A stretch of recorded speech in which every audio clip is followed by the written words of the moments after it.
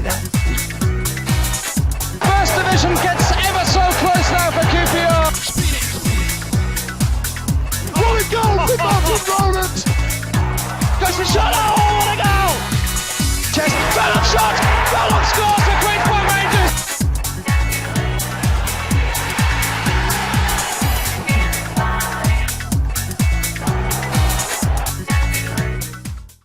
Okay, so we're delighted to be joined by staff members from 0304, Scott Rushton and Gary Doyle. Great to have you with us this evening. And now for our former players from 2003, 2004. We'll be introducing them in alphabetical order. Please put your hands together for Gareth Ainsworth, Mark Bircham, Lee Camp,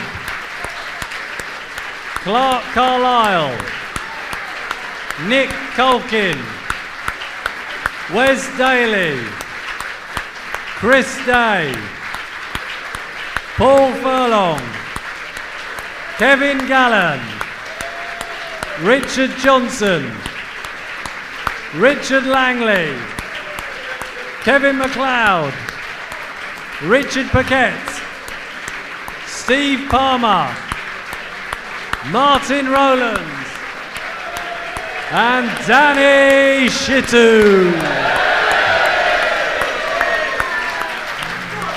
And last but by no means least, put your hands together for Ian Holloway.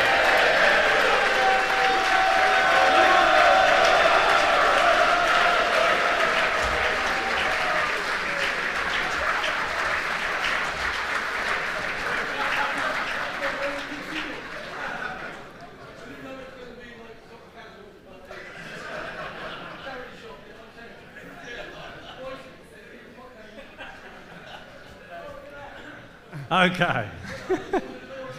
Right, I'm going to try and move this night on as well as I can. Before we get underway, we're just going to have a brief word from Club Ambassador. He's worked tirelessly to put on events such as tonight. Please give a warm welcome to Andy Sinton.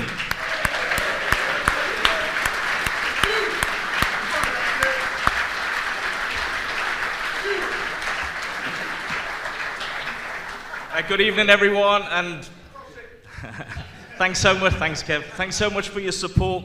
I have to say, you know, had the pleasure and the privilege of playing with Ollie in the 90s.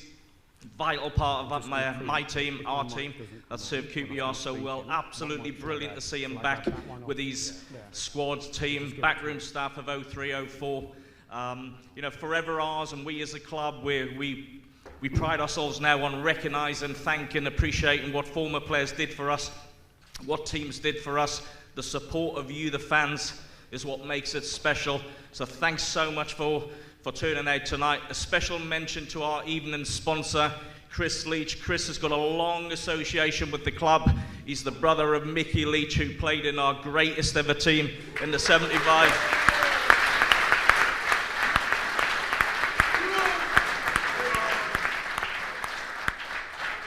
And then, you know, it's the support of people like Chris that makes our club so special. So it's not about me. Delighted to see the guys back. I have to say, the faces that when they meet each other after 10, 12, 5 years, 20 years in some cases, is absolutely brilliant. I hope we all have a fantastic night. Come on, yours.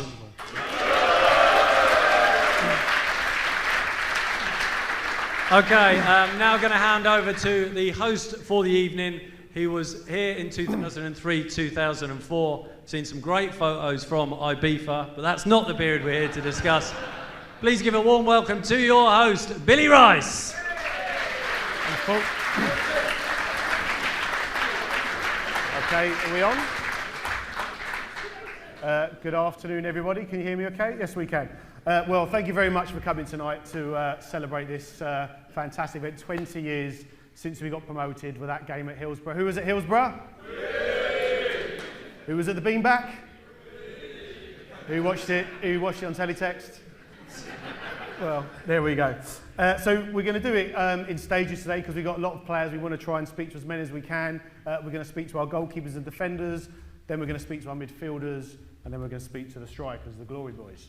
But first of all, a man who will need no introduction. It's not you.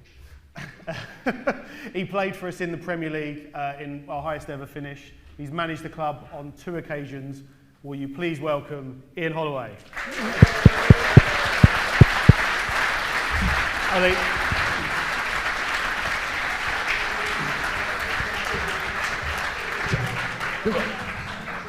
So Ali, don't work. No, I'm kidding. So I mean, first of all, what's it like to be back here for an occasion like this? It's very moving, to be honest. I was stuck in traffic just now. The taxi driver was chatting away. I thought, just shut up and get me there, mate. You know. But he came right down the main high street, which is a joke, innit? I knew some back doubles, but he didn't ask me. But I think the first thing I can remember about the place was obviously hearing Jerry talk about it all the time. Jerry Francis, what a great man, what a fantastic player for our wonderful club, and it was a dream for me to love a club like that. I love Bristol Rovers, I still do, and we're shit. Can't help it. There's no other place to say it. We are just shit. I mean, everywhere we go, people say Bristol, and because we've never had a famous team, but QPR, if you look back to the wonderful history of it, what makes it special is you lot, right? Where it is, it should never really change. And what we were lucky to do, it went horribly wrong. Not when I was playing, but that was the start of it. It went horribly wrong because the money was just leaking out of the place. And you lot expect high standards, and the club was just like a ship that was going down. And if it wasn't that, I don't think I'd have ever got the job anyway. Seriously. Jerry would have carried on. He finished 10th the year before. We were going into administration, and he knew that. And Ian Dowie would have got the job, but Ian Dowie said something about Jerry, that he was going to take over, and I think that annoyed Jerry and gave it to me. But all I can remember, I had 3 interviews, and at the end of every one, Chris Wright, who was a lovely fella, so nervous. I've never seen such a rich man be so nervous. Now I understand why. Because he was losing money like it. And at the end of all 3 interviews, he went, I can't have this man, I can't. And he walked out. So I thought, did well there then, Joe. But to have had the opportunity to come here and just play for a couple of years would have been special. To have managed to do it for as long as I did and come back 2 or 3 times, it's absolutely incredible. And I still have to pinch myself now. The team that I was lucky enough to be, the squad I was lucky enough to be, I didn't always play, part of, what a talented group we had, you know? And we finished 5th. And we lost to the bottom team twice, home and away, Swindon. And you remember that, and it was absolutely incredible. But if it wasn't for Jerry, I was 29, I'd have never done it. He passed over that wonderful feeling that his father had about this wonderful club, and it's never going to change, honestly. When the Flash Harris took over, was it Briatore and all of that, right? We might have had some good times. If he's in the room, come and see me, it's not a problem. I'll still talk about it. Because we had real people behind the scenes who cared about you. The ladies in the office cared about you. They looked after you. They knew your wife's name. They knew your kid's name. They just looked after you. They got rid of all of them. And it was just terrible. So when I look back on it now, and to be here today and see so many wonderful faces that I can remember moaning at me when I was a player, to be honest. Holloway, give it to Wilkins, for Christ's sake, you know. I didn't have a trick at all, but who cares? You do like a fancy down with a trick and all that. But anyway, what a wonderful privilege and a wonderful honour it is to have any association with this football club. And to have been honoured as I was, to be able to put together, with nothing, we had nothing, and the lads knew we had nothing, and put it back to where it was. That was all down to you lot, and you understood exactly what we were all trying to do. We all ended up on the same place, in the same place for the same reasons. But you all got how brilliant QPR is, was, and still is. All right, so it's an absolute honour. And I don't know how many questions he's got on there, but if I carry on like that, we'll be here till tomorrow morning, so I'm sorry about that. That's about 5 of my questions you answered there, but never mind. Just before I do, this is very important. If you've got a Range Rover, H119CNJ, not none of the players, is it? Can you move it, please? So, there we go. What's the number plate again? H119CNJ. I think that's what it says anyway. Moving back to you, Ollie. Right. I just want to get a bit of context into the promotion season before we speak to some of the players. So as you touched on there, you joined the club. You'd left Bristol Rovers. I got sacked, yeah. Okay, you got sacked. Let's just get that straight. You never leave a club, you just get sacked. I mean, you're a young man, you've got a young family, and you touched on that interview at QPR. I mean, what is an interview for a Football Manager like? Do you have to go in with a PowerPoint presentation? I mean, how does it work? Now you do. I don't know anybody had a computer back then. That's how old I am. Yeah, it was a bit weird because I was feeling pretty low. Did a half-decent job, I felt. Bought some good players at Bristol Rovers. Sold them all. They sold all the strikers. Not a good idea, really. You know what I mean? It really isn't. Not if you ain't got anybody lined up to take their place, you know? Not if you're not going to get any money. So, anyway, they got rid of me. So I was really fuming. Jerry rings me up, says, I got you an interview for my job. I went, what are you on about? He went, I'm leaving, right? It's in a mess, but I want you to have it. So I went, oh, cheers. He said, oh, no, don't be like that. I'll stay around and help you, but I said, what, you don't want it if we do crash? You don't? He said, no, I care too much, and maybe you might help us, because how positive you are. So come up tomorrow, and I'll take you to meet Chris Wright. So, wow, you know, Chrysalis Records, and, you know, blah, blah, blah, blah. I thought, wow, let's go and have a look. So, anyway, turn up to Jerry's house. Wow. It was, yeah, wow. The pigeons. Pigeons everywhere, yeah. Massive dog. Judy said hello, and then that was it. And off I go, and he went, right, what you got to say is this, that, this, and that. Don't say anything else. I went, Jesus, God. He went, no, don't be yourself. He'd never give you the fucking job. He said, let me do it. I know what he wants to hear. He said, I know what he wants to hear. So anyway, I go into this place, and it was the weird, I swear to you now, after dinners, I make a fortune on them now, because I tell these stories. This bloke, right, had the best office I've ever seen. He had the full-size Blues Brothers behind him, carved out of wood. Just, honestly, full-size. Good God. Took a look. Anyway, I have never met a bloke so nervous in my entire life. And I shook his hand, and I swear he was shaking. And then there was a big bloke behind him. There was beautiful paintings everywhere. Real weird. And he went, so who are you then? I said, I'm Ian Holloway. Oh, that one who's lost his job at Bristol. And he's looking at Jerry. Anyway, he carried on like that, really. So Jerry went, look, I think he's the man for us, and I can help him. And Chris, I'm not going to do it anymore. I've told you about this. And so he went, right, I can't take this. So he went into his desk, and he got out a headband. And he put on the headband. Looked like John McEnroe.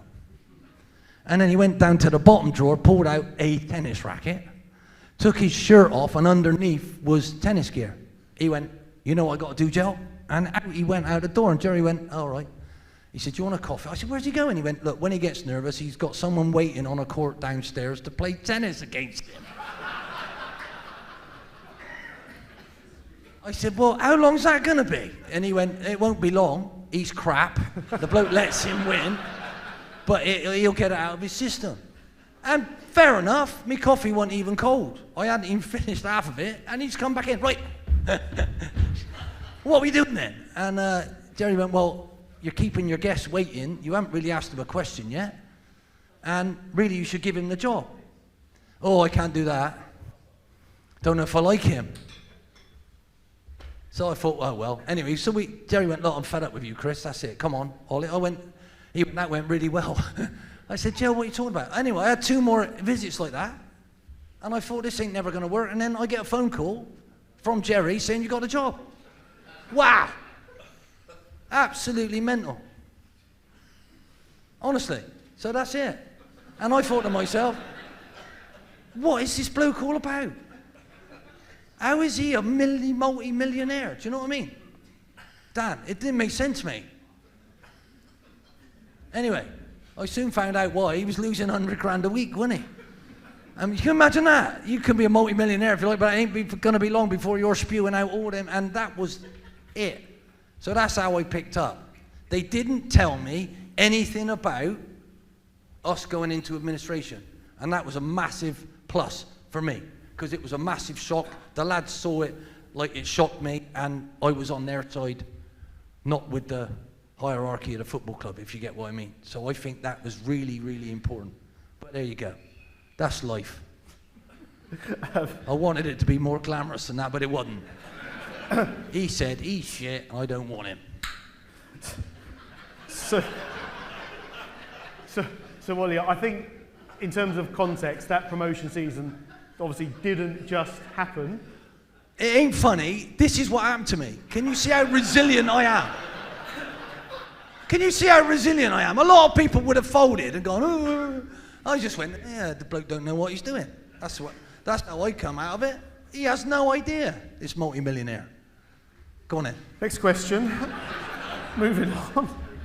So, I mean, let's talk about, I mean, you came in, the team got relegated up at Huddersfield, Yeah. which I know you're very bitter about, because I've heard you talking about their fans before, the things they did to do, but we'll skip that. I don't like got them so much time at all. tonight.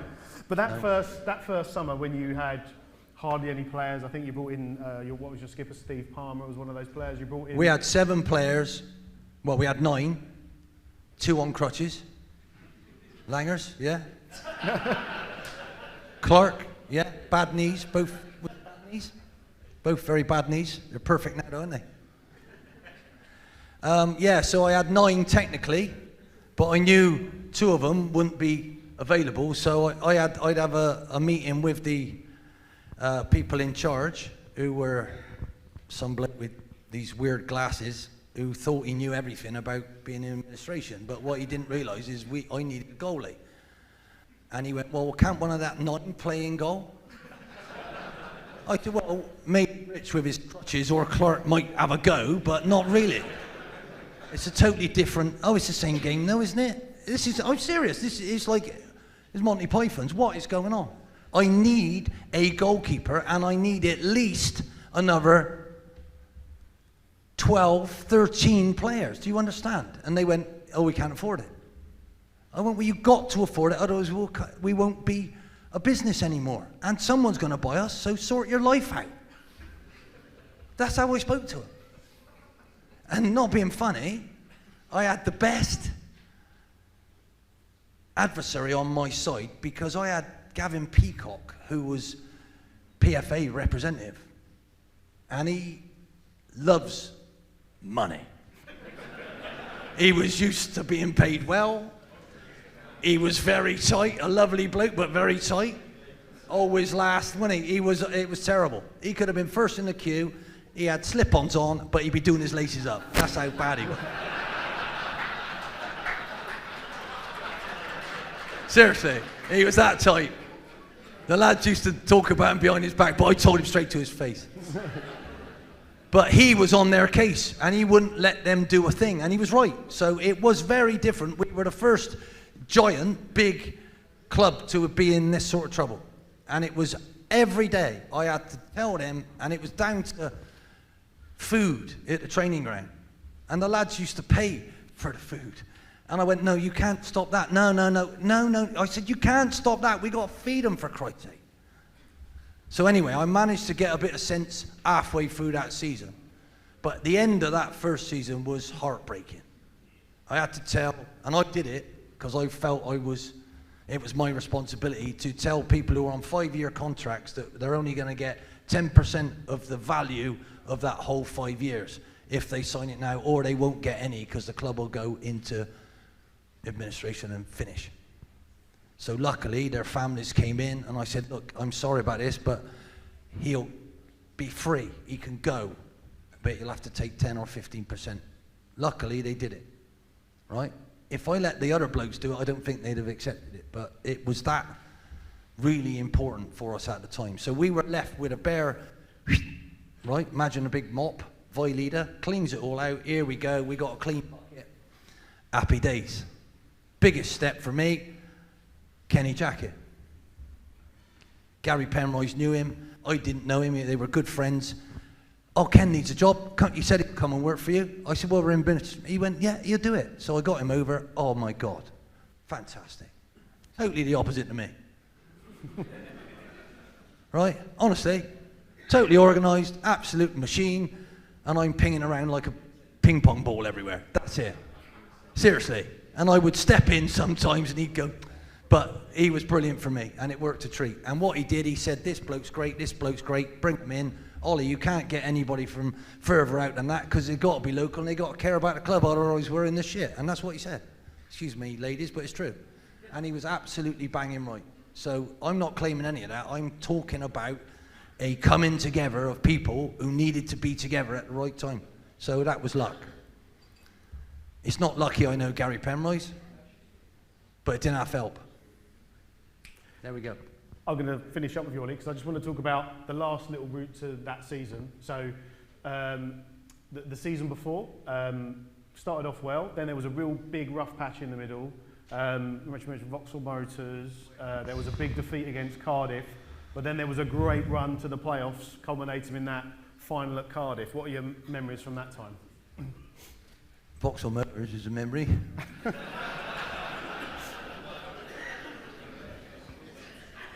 I think my taxi driver mate's here as well, isn't he? Anyway, I went to see Vauxhall Motors in case we got them. And I knew we were in trouble. My wife came with me. She didn't really care about the game, but I said, they're pretty good, these. And unfortunately, we drew them. And we had so many injuries and so many things, but cut a long story short, it was a disaster because of the name of them. If it was Dagenham and Redbridge, we'd have got over it. But Vauxhall Motors, we got beat by a car. And not a very good car. If you got a Vauxhall, I'm sorry, but it's true. If it was Bentley Motors, it would have been all right, wouldn't it? But it was Vauxhall Motors, Jesus Christ. That's how it felt. No, we weren't beat by a boom. We were beat by a and boy, didn't I ever get it. Didn't I ever get some stick then. Yeah, I think Joe up there turned on his taxi at the training ground. Joe, it was fantastic. I invited Joe in. He came in and sat down. Why aren't you doing this? Why didn't you do that? So I talked him through it with the names on the board. He's injured. He's suspended. He's cup tied. I'm borrowing him. I can't do that. Anyway, he picked a team, and it was exactly the same team that I picked. I went, there you go, Joe. Go and tell all your moaning mates to shut the fudge up. But in fairness to Joe, he understood and he helped because we aren't normal. A bit like me, we're not normal. I know I'm not normal. I don't want to be normal. We've got different fractions of us that I tried to bring together. We got different groups that are important to themselves, but really support the same thing. Some of them used to moan at me, so I had so many meetings with them to try and stop them moaning at me because I couldn't do much else, really. And we were trying our best, and as long as the lads tried their best, that was good enough for me. Yeah? And people don't understand that. What happened in the end, you made it a place for us to feel safe. You stopped moaning at my team because I asked you to. And I said, please support whoever you can because it's absolutely vital that we have a safe place to come and try and perform at home. Now all I'm saying to you, you did that for us. The lads understood that. In my time playing, nobody ever give us an easy time at all. You'd start clapping when we were 3-0 up. If you thought we should only be 3-0 up, sometimes you moaned at us because you thought we should be 4-0 up. Is that not true? But anyway, we are what we are who we are, and we are QPR. I'm just gonna say very quickly. I think we've got a quick video of the playoffs actually that I think we can probably show up on the screen. Hopefully. Proper football club, innit? Proper. So Ollie, just before you disappear, who can do the commentary? Oh! Yes! Go on first. Now, keep this fairly brief, Ollie, because I've got a lot of players to speak to. We lost that playoff final the morning after. Did we? What are you feeling? I thought it was a brilliant substitution by their manager. Bravest substitution I've ever seen. He took off Rob Earnshaw and brought on Ginger Campbell, who I absolutely despise, even to this day. And he's belted one in with a dipping volley. And not being funny, what can you say about that, really? Apart from I nearly got beat up with my family on the way out by a Cardiff fan. And I said, what on earth's the matter with you, you pillock? You've won. We don't care. We want to fight. I mean, well, that was it. All I know is I think that set us up, the feelings that we carried. Jerry once said something to me before that. The feelings we carried after all that work that season, all the ups and all the downs that we had and how far we came, that stood us in fantastic stead for the following season.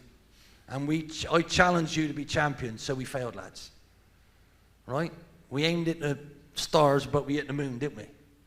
And that was a great feeling. But I'm telling you, every day put a steely determination in that group to actually, in amongst all of that crap that was going on. Right? Because none of them were paid anything like QPR used to pay. I could tell you now, lads, right? I'm sorry. I didn't have it. Right? But that didn't matter.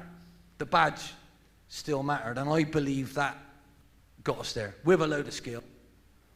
Right? I wish I'd played the same way I did it with my Blackpool lot, but I didn't know that then.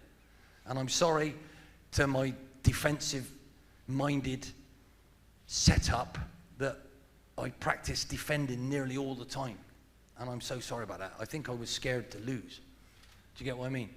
Instead of being brave enough to go and take the game to them, you know? We were good, but we would have been good enough to do that, I think. But I'm so proud of all of you, I have to say that. Every single one of you. Right. I'll just say thank you very much to Ian Holloway. Ian's going to stay up on stage with us. You're not going anywhere. Take a seat, young man. So Ian's going to stay with us as we run through our squad. So we've put them roughly into where they played. Roughly, we've had to kind of keep the numbers even. But first of all, will you please welcome our goalkeepers and defenders, Lee Clamp even, Clark Carlisle, Nick Hopkins, Chris Day, Steve Palmer and Dan Shittu. Come up.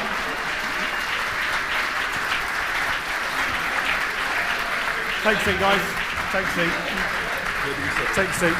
Sit wherever you want.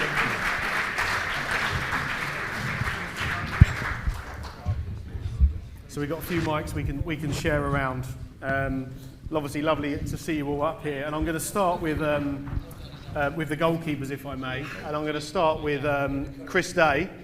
Looks very fetching. Hi, Chris. How you doing, Billy? Very, very good.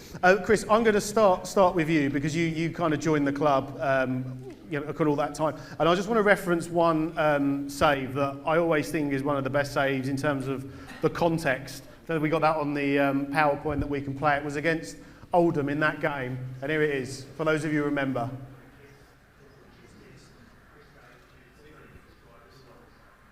So this is at 1-0. Get closer, Danny. Yeah, could have held it maybe, I don't know. to be fair, you put one up the other day against Wrexham away. That was way better. Me? Yeah, that was good. But I mean, Rowley scored that day. That was even better. Yeah, it was a good goal, actually. So what are your memories of that time, Chris, playing in that team? There must be some wonderful memories for you. Well, it's kind of like learning from a guy. He's not here tonight. He's alive, don't worry. He's like one of my goalkeeping idols, like Alec Chamberlain, and Palms would have worked with him. And kind of learning from him, getting to a certain age in my life, and having an opportunity. And then kind of getting somewhere, and then having some bastard from Oldham go straight through my leg and almost make me lose my leg. And then you kind of have to rebuild. And what I gained with you guys, let alone these ones that I watched every week, was having to stand on or sit down on the sidelines and watch games every week. Because I couldn't play for a year or so. This man come and moved into Stevenage next to me, so we were car buddies, weren't we, as well? So we got on well on and off the park, but just getting used to know the history of the club, and that was the main thing, because I saw the club from the opposite side. I'd only played like 15 games, and then obviously injuries happen to other people and you take chances, and you know, other people. We've got this? Got this? Yep. Other people come and take... It's the goalkeepers' union. It's what happens in life. But yeah, just getting used to seeing you guys and socialising with you guys on a weekend, and then getting a chance to get back in the team. I mean, wow, what a journey. And just learning, and genuinely, I know the guy at the end worked with a tight group, and Jono did, but you lot were okay, you know that.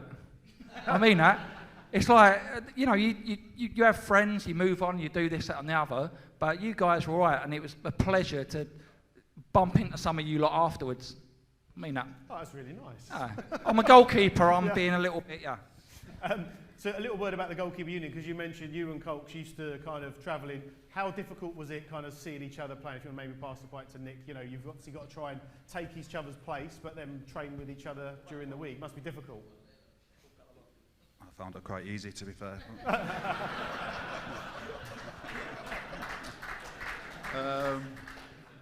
No, obviously there was a healthy competition there, but to be perfectly honest, I had a bit of a disastrous time in terms of injuries. I came in on the back of two good seasons before I came to QPR. One at Bristol Rovers with all. Yes. And then one up in Scotland. And to be fair, when I came to QPR, I couldn't really settle, to be honest. I didn't do myself any favours. I bought a house in Stevenage, in a new build, and for the first 6 months, I bought a caravan to live in. And they brought my wife, my partner at the time, with an 18-month-year-old son. And looking back now, that was a bad decision. I couldn't settle, but I kept getting really niggly injuries all the time. And I remember the day before a game, I saved a shot from Big Dan Shitu. I twisted my ankle. Right, it was on the Friday. They twisted my ankle. Then I come back from injury and I play a reserve game. I remember playing a reserve game at Arsenal, coming back from injury, and I remember splitting my knee open. Some centre forward stood on my knee, split my knee open, right in an awkward place. Just kept getting injured. But the competition between me and Chris and was good. We were good friends on and off the pitch. So it was all good. Yeah, all good. Good stuff. I'm going to bring Lee in now, because you joined, I think, the back end of that promotion season, kind of thrown straight in. Ollie, could you just quickly tell us the story? Because I think he was kind of a last-minute ringing round trying to get a goalkeeper in, wasn't it? Well, you get that sort of problem when two of them are injured. So, you know, we didn't have enough for free. You imagine that. Trying to feed them two is bad enough. In the canteen. Always in the first of the queue, weren't they? Look how. But no disrespect to the both of them, you know. To be fair, I wanted Daisy while he was injured. I wanted him to take over the canteen. His cooking's pretty bloody good. No, but what you do is you try and build a network of people who you know who might be able to do you a favour. So, luckily for me, someone at Forest I know really well, Gary Brazil. I rang him and said, "Desperate, I know you got a good young un. Can you let us have him?" He said, "Is he going to play?" I said, "Yeah, absolutely. Guaranteed." The other two are injured, so that was it. And I think that's a good point to bring in Lee here, because I think, Lee, we've got a clip, because I remember, I think this was your first game away at Hartlepool. I think it was right at the back end of the season, and I think this might have been at 0-0, I think. So for some reason, I always remember that. I think it was a really important, we won that game 4-1. In the end. I mean, how difficult was it coming into a real kind of high pressure environment for a team going for promotion? It was nerve-wracking. You're 19, I think, were you at the time? Yeah, I met the lads on the bus at Donington Services on the Friday before. Trained at Leeds, and then obviously played at Hartlepool on the Saturday. But it was an easy environment to come into because as people have touched what a great team spirit was, and obviously the team was flying at the time, and as the manager said, it was a well-drilled defensive side. So to come in and step right in was pretty easy, but thankfully, you make a save and you hit the ground running. So overall, it was nerve-wracking but easy. Okay, so let's kind of move along a bit further. Let's bring in this pair of centre backs, very popular pairing. Can you hang on a minute? How old were you when you came? 19. We've said that. They told me you were 23. To be fair, he didn't know who I was. So it was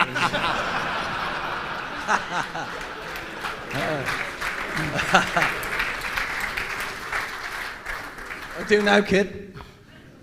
Well, let's bring Dan Shittu and Clark Carlisle, real formidable centre-back pairing. I mean, what was it like playing with each other? Because not you. Let's rephrase that. What was it like playing next to each other?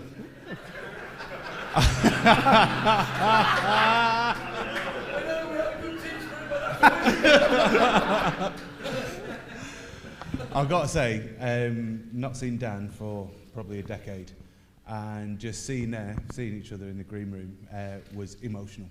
It was emotional. There are some partnerships.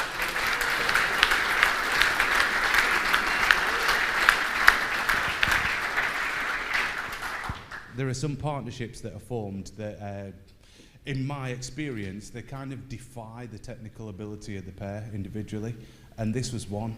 I've just met Dan's missus tonight, and I said that he put out my fires, but the truth is, I put out yours, didn't I, Dan? Do you know what we were like? We were like Ollie and Ken, like Pinky and the Brain.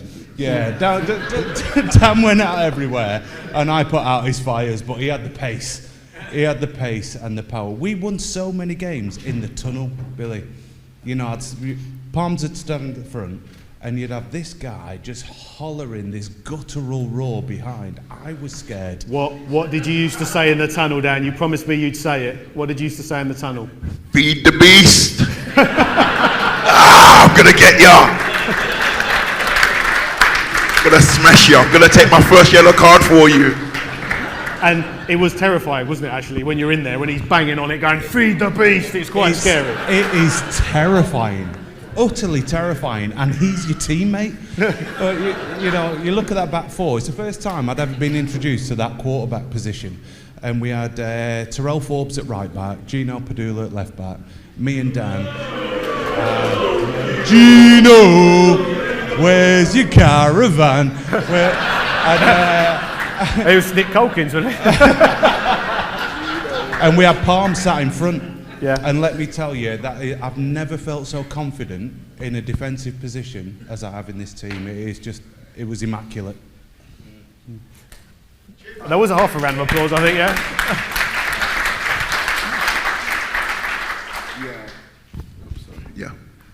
Yeah, Clarky. I think Clarky said most of it. And it was special. And like Clarky said, what we did in the tunnel, stuff like that. It's funny because obviously, since I stopped playing football, I was fortunate that when I finished playing at QPR, I went and played at other clubs and obviously played for my country and everything as well. But all these guys now I meet and they all talk about Daniel in the tunnel. You did it in the tunnel, and it was all from what we were able to build together, because we perfected that. And you didn't know until after you finish your career how many players it really affected. But the bond that we're able to build, not just me and Clarky, obviously me and Clarky was special because obviously we played next to each other, but with the players, the rest of the players, the team, the gaffer, it was really special. And when people ask me about, what was my highlight of my career or was the best place I played, I always say it was a QPR in that period because it was special. It was a family, and not just with the players, but with the supporters as well. We've made so much friends, and it really was special.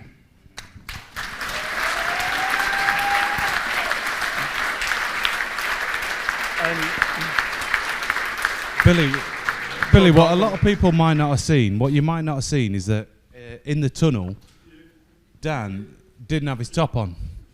And this guy is chiseled out of ebony. I don't, if Johnny Bravo was black, that's this guy. So he just unfurled and filled the tunnel. It was insane. Clark, you're talking like you're small yourself. It was both of us next to each other, scaring people. No, they're moobs, mate. They're moobs. Dan, I mean, going back, so you actually got quite a bad injury in the January when, obviously, the back end of the season, we're pushing for promotion. I remember a lot of fans were like, oh my God, we've lost Dan Shittu. That must have been really tough for you because you obviously couldn't play a part in the run-in. And obviously, Clark, you had a really bad injury previously as well. So, I mean, did you kind of find solace talking to Clark, or how did you get through that? Oh yeah, in my career, that was one of my biggest injuries. I was out for, I think, 10 months or so. It was hard when you're playing, you're playing with these guys, you're winning games, you're losing games, but you're still together. And then all of a sudden you're out. It's a hard thing to take. And like I said, for my career, that was one of my biggest injuries and my first main injuries. So I didn't know how to deal with it. And if it wasn't for these guys, I don't know how I would have got through it. Watching them play, still being part of them, still being with them on and off the pitch, it helped me get through that period. And I actually think that I came back stronger because of that. So I don't think I would have done it if it wasn't for the togetherness that we had. And you can't overstate the loneliness of long-term injury. Langs and I experienced it. I know we're talking about this season, but in my first season here, did my knee absolutely buggered. I was out for 22 months with that knee injury. So you imagine that at Twyford Avenue, looking through the portal in the portal cabin, watching these guys do everything I love every day. It is one of the loneliest periods of your life. And this unit brought me through that. But more than that, and what went wider than that, was at the very beginning of this season, and it'd be remiss of me not to mention, is I went into alcohol rehab. I was in rehab for a month. And then I came out of there, and every single one of you received me. Not only that, after about 4 weeks, when I was well enough, I was able to read the letters that you all sent me. And let me tell you, if ever I needed a reason, more than what Ollie's described about this club, to be successful in this place, it was the connectivity and the support that you guys unconditionally gave me. And I still have those letters, and I will be forever grateful for you forever on.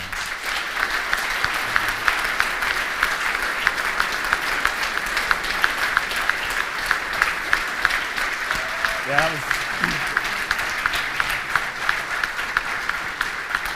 that was really nice, Clark. And I'm going to move on to Steve now. So Steve was club skipper at the time. You pretty much took the whole journey in that you kind of came in when the club was in trouble, and you kind of went all the way through to promotion. So I mean, what are your memories of that time, and why did you come to QPR in the first place?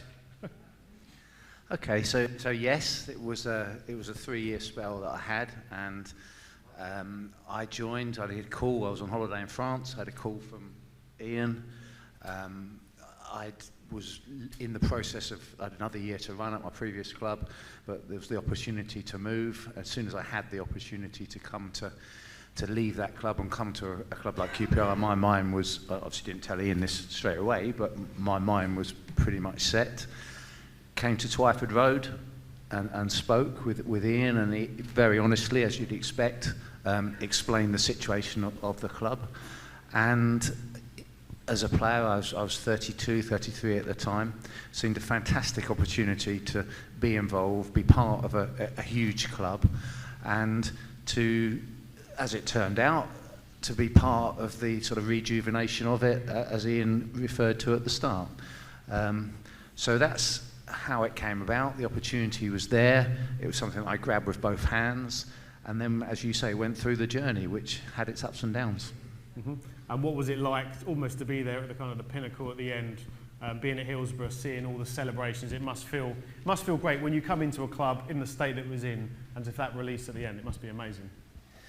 Yeah, it was the end of that journey, if you like, for me. You know, I was 35, 36 then, so I was coming towards the end of it. Probably wasn't up to a championship season, so it was a journey that I'd been on when I came. There was the chance to be there, you know, with the 9 players or whatever, and we had, I don't know, a few weeks, and it was Celtic at home. Was the first game I played in, you know, and we were scrabbling together to put everybody together, and you know, as has been documented. The growth of the team. If you look at the players around here tonight, and even some of those that played during that aren't here tonight, that was, you know, one hell of a squad that was put together. And what you find with these groups of people is that, you know, I similarly haven't seen some people here for more than 10 years, you know, 20 years. But there's a common bond that's developed from a successful group that is in an immediate, you know, reformation of that, and that's happened this evening, will continue to happen as we meet over the years going forward. And you know, it was that journey for me. It was 3 years, and it finished on that high up at Hillsborough. And then even more than that, the bus ride. You know, I'd been on buses before. Yeah. But you know, I'd just been out of rehab, hadn't I? We had 2 bins full of beer, so I sat down at the front with the driver smoking cigars. It's the best bus trip of my life. I'm just going to finish up because we've got obviously so many players who we need to get through. I'll keep it an open one. So some defenders who are not here today: Arthur Naheri, Richard Edgehill, Marcus Bigner, Gino Padula as well. I know is very popular player. Who wants to kind of speak a little bit? Oh, let's pick one. Let's pick Gino. Who wants to kind of talk a little bit about Gino? Go on, Daisy. Yeah, Gino. Sorry, lost my voice again for a change. Yeah, Gino is still on my Facebook. He'd love to have been here today. He's obviously a busy boy in America. I think he thought the club's got more money that they're going to fly him over here first class and things like that. But he also was celebrating his lovely wife's birthday and anniversary recently. But he would have loved to have been here tonight, I know that. Terrific lads. I think, Gaffer, you had him before, didn't you? Yeah, a little bit. And he kind of floated about, but he just had an affinity with a club that, I don't know if it was the hair, the looks, the beautiful wife, especially with some of the lads. CEO, she's a lovely, lovely girl. They're still together, having a fantastic time. He's gone on and won the MLS with Columbus. But he's got an affinity. I know he's been back to be inducted, but he would have loved to be here tonight. And I don't know if you've got any memories of him when he was younger. Yeah, what a fantastic lad. And at first it wasn't going well. And I think Ed Tennis, right? What you lot didn't realise was Kenny Jackett was just a demon at Ed Tennis. He had this like dipping left foot volley that was almost unbeatable. But Birch and Kev dragged Gino in because they thought he had a bit of a decent touch. And they went, come on, you got to play with us. So they made it, you changed the rules. You made it three-a-side team. So anyway, cut a long story short, he was doing so well at that, it gave him an awful lot of confidence. He came out of himself, which it must be difficult if you can't speak the same language as everyone else. I know that with my daughters with sign language, so, you know. But he just grew, and he grew, and he grew, and everybody just came to love him. I loved him because of his hair. And I got, as you can see. And sometimes I didn't pick him because I had hair envy, I must admit that. But as a person, I got to say, he just added so much to the group. I mean, I swear to you, if the place was on fire, he'd be waiting to make sure everybody got out, and he probably wouldn't even know it was on fire, would he? Do you know what I mean? It was just something about him made him really special. And I'd come across him before, I managed to get him. And it just clicked. And I think you can't underestimate the power of people who care about each other. And that's what every single one of you did. I wanted that. I wanted that to happen. I wanted you to feel that because I'd felt it before myself. but you all built it. And it started when we were in terrible problems, you know. So they knew that Gino was in a bit of a down, so they helped him. And that's why we ended up being successful. Successful for this club on half its budget when it was unsuccessful. 5.6 million, 2.8 million. We put them straight back where they were. It took us 3 years, but that is something. Imagine now you run your business, Dan. I know that's just dropping the ocean for you these days. But to actually do that in real terms, financially, with you lot, coming and playing with the injuries that we had, it is something else. Really is something else. And it's something that I will be forever thankful for, right? Because the group, no matter who you bring, no matter what they do, you can make them like each other. You can. All your relationships bounced off each other, and it worked, didn't it? We weren't all the same. We didn't need to be, but it worked. So, and Gino was the sort of high end of that, you know, because he had that sort of class about him. Didn't he? Always look. He did, didn't he? Do you know what I mean? He could wear a 2-bob shirt and make it look like $1 million, you know. Some girl ran up to him and went, Jesus, yeah, he looks a bit like him as well, doesn't he?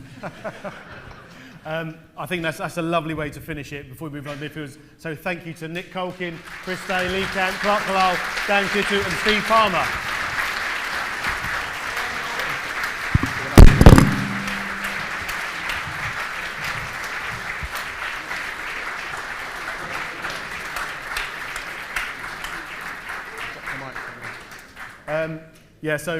Thanks very much. The players will be back later. We're going to do a Q&A session, so that won't be the last you will see of them today. So we're going to move on to our midfielders. So in no particular order, will you please welcome Mark Bircham, Wes Daly, Richard Johnson, Richard Langley, Kevin McLeod and Martin Rowlands. What's that? Lost the mic. There's only 3 up there now. I think someone dropped one. Ooh.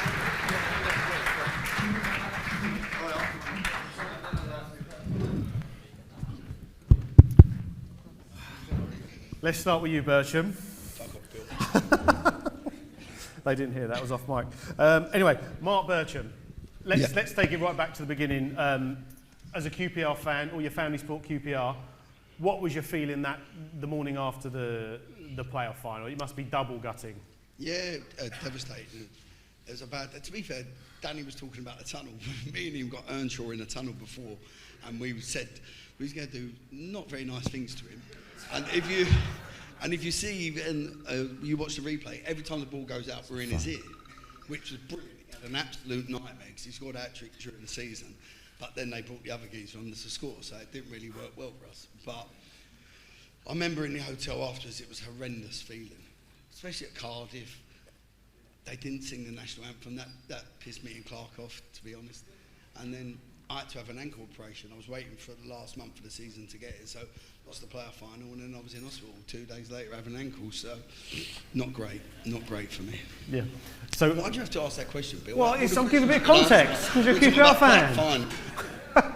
I think we've got some highlights of the first game of the season we can play in the background. So let's start with, there's Gino. So let's play this in the background. So what was it like, Birch, kicking off that season with a 5-0 win, the kind of the mood around the camp? Well, before it was the pre-season. I think the first day we come in, there was a feeling we want a bit of revenge, and it was just built up the whole of pre-season for that first game. I remember it was roasting hot that day as well, and I think we was just waiting for it after the last game being the playoff final to finally get on the pitch. And yeah, it was really good. Gaz come along, Rowley was here. And it was just a great start to the season. And from that moment, we thought, right, we've got something here. But it's always, if you don't start well, there's other teams that have lost in playoff finals. If you don't start well, it can snowball, it can be bad. But I think there was a lot of pressure off us then. Mm-hmm. Let's bring Richard Langley in if I can. So this is a celebration of the 2003-2004 season. You played 2 games. Yeah, but he did score 2 goals. Did score 2 goals, including in that game against Blackpool. So I mean, let's skew it back to the playoffs again. For you personally, You played in the game against Oldham, you scored, you also got sent off, which meant you missed the second leg, one of the most iconic games in QPR's history, and you missed the playoff final. That must have been a real... Cheers for that. What are you doing here, mate? That must have been tough. Yeah, Billy, that still hurts. That still hurts. But we'd built something when Ollie came in, and it took about a year or so, but what he built was so special, and the guys, the defenders, they talked about it. But I'd never, ever felt that feeling again throughout my career. I didn't realise it was going to be that way. In fact, I called up Ollie a couple of weeks ago, wasn't it? Speaking about football, but then I had to say, I said, oh, why did you sell me? I said, why would you sell me to Cardiff? You know, I was settled down here, QPR's my club, loving it. I remember, never forget, I was in the Abbey National in Ealing Broadway, queuing up to take a bit of cash out. I was just about to buy a sofa for my new flat. And Ollie calls me, he says, Rich, Cardiff have made a bid, we've accepted, you got to go down there and speak to them. And I was like, oh shit. And I think that season we had played Cardiff a few times, and there's a massive rivalry that had built up. And the bond I'd built with my guys here, you know, it's still solid now. We haven't seen each other, some of us, for 20 years. But what Ollie built and the foundation he gave us, it was second to anything that I've ever experienced. We would have, and I think a lot of it was built through the physical training. Where's Scott Rushton? Scott Rushton, our fitness coach, he used to make us run through flipping. We ran forever, Scotty. But I think he did own a pub around the corner that we was always in. So we'd go drinking at his pub and he'd run us on the Monday for it. So. But we went through a lot. We went through a lot of pain, a lot of lows, the financial situation that we had here. But I think it just galvanised us, and I never ever felt that connection with a group of players throughout the rest of my career as I did in that 2-3 year period. So I think... Did they accept you at Cardiff because of it, the rivalry? Because there was a big rivalry. Well, there was a massive... I remember having a few phone calls on the way down on the M4 to go and sign the contract. I remember Gino called me, a couple of other lads, and I'm in tears. I don't want to go. I don't want to go. And because of the rivalry, I'm thinking, I don't like any of the players in the team. We wanted... I probably didn't help you with that. Do you know what? It's quite funny. When I arrived there, they used to call up Danny Shittu. Do you remember Dan? They used to call him up. We used to have Graham Kavanagh, Willie Boland, James Collins, and they'd call up Danny. They'd be going, feed the beast! Feed the beast! And Dan would be like, Rich, don't let them guys call me again.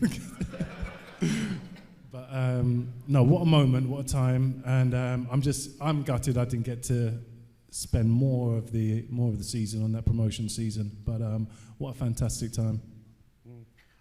Bring in Wes and Richard, because you kind of came into the team in different ways. You came through the youth team. You came, was it from Watford? I'm trying to remember where you came from. Richard. I was at Stoke at the time, but yeah, I'd spent most of my career at Watford. And what was it like coming into that dressing room? Because the stories that we're hearing today, it's quite a tight dressing room. Did they kind of accept you? Yeah, I was quite lucky, really. Obviously, I had a strong bond with Kenny. Kenny signed me at Watford when I was 16, so I'd had a sort of a long history with him. And then coming in the building, we got Furs, Palms, and Daisy, who I'd spent a lot of time with at Watford. So, and then I knew sort of Kev through. I played with his brother Joe, so I knew quite a few of the lads anyway. So it was quite easy to settle in and.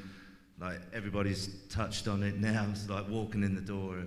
You could tell it was a sort of a strong unit, you know. And how did you find it, Wes? Because you actually came through the academy, didn't you? Yeah, I did. So the biggest compliment I could probably give Ollie at the time was when I was a kid. Just raise your mic a bit for us. Sorry, when I was a kid, there was no pathway to get into the first team. It was full of, if I'm honest, if I can remember, I think Ian Dowie played. It was all the old boys just getting minutes. So when Ollie came, he gave us the chance, to be fair. And to be fair, I've never actually said it to Ollie, so I do really, really appreciate for you giving... Listen, I've achieved my dream of being a professional footballer, so I do thank you for that. And then the rest of the boys, they just, as much as I didn't play, shall we say, it still felt like, even when we won, I was still part of it. And that's the biggest compliment, again, I can give everyone, all the boys. We was just a family, ultimately. bring in Kevin now. So Kevin, you actually came in off the back of selling Richard Langley, you and Tony Thorpe. Shouldn't have sold them. Should have kept both of us. So you obviously you came in off the back of Richard Langley leaving, you say yourself and Tony Thorpe. How did you find that dressing room? Because you was a young lad coming down from Liverpool. That must have been quite a challenge, was it? It was different, yeah. It was different because obviously I'm a northern and you're coming down south. It's totally different. But yeah, to be fair, I used to tackle my missus in Tesco's because he'd have me closing down doggies and this is how you close people down. That come a bit unstrange when I'd go shopping in Tesco's and closing my missus down. Like, what are you doing? Oh, Ollie said I've got to get tight. So it was digesting how Ollie used to do things. But overall, what my experience was, I came from a Premiership club and then going into this changing room, there was no egos. It was what you'd done on the football pitch translated onto the playing field, and it showed, and we got promoted. Good stuff. I'm going to bring Martin Rowlands in now, because Martin, you joined us on a free transfer from Brentford, which was a move up at the time. You played for I think we've actually got his goal against Swindon. I think we might be able to play that, which I think was the penultimate game of the season, wasn't it? Before Hillsborough. Yeah, Swindon, smash.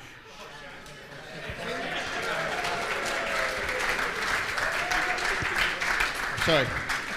So that was basically the warm-up for Phil, you Hillsborough. know I'm not good at this stuff. No, that's not Don't me ask me too commenting. many questions. That's not me. Yeah.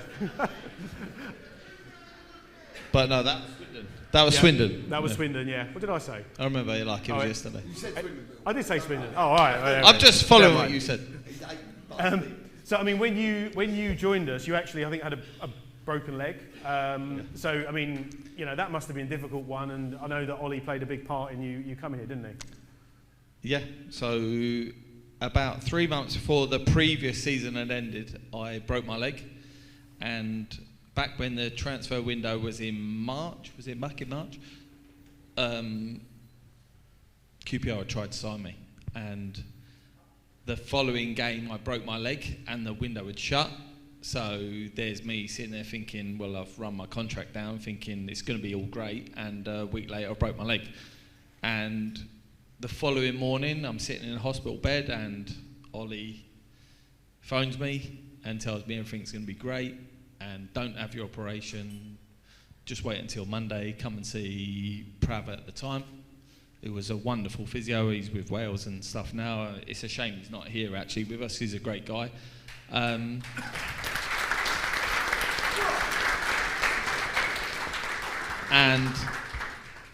I go and see Prav and I have the operation sort of done through QPR's means as such, and the rest is history. A few months later, unfortunately QPR lost in the playoff final, which we was all at, and I was there, and you know, as we've all spoke about for the last hour, 2 hours, the coming together of people and fans, and what happened is something that possibly hasn't happened since, you know, and the club was in a bad place for a few years before that, and the coming together of the football club, the people, the players, the fans, they're things that they're going to live with for all of us guys and all of you guys probably for the rest of our lives.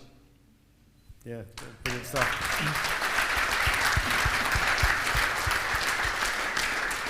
And I think we've got some more, before we move on to the forwards, because I know we've got kind of time is stripping away, I think we've got some footage of one of the most bizarre games I think I've ever witnessed that season, which was away at Wickham. I don't know if you remember that one.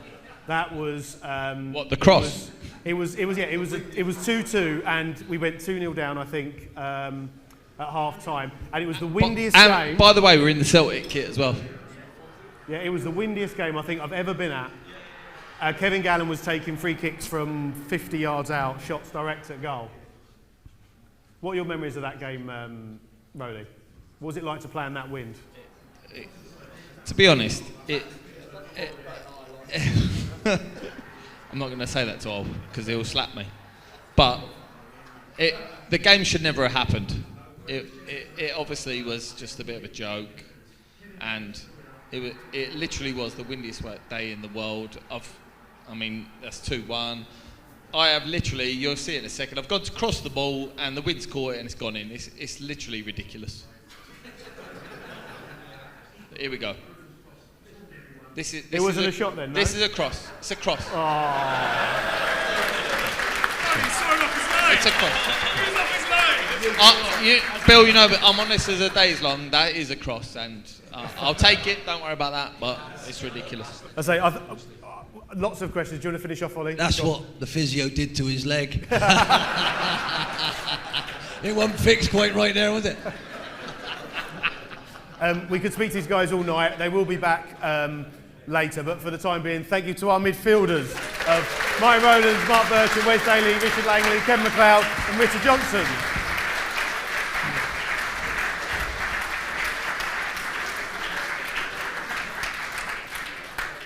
Which brings us on to our attack-minded players. Will you please welcome to the stage Paul Furlong, Kevin Gallen, Richard Paquette and Gareth Ainsworth.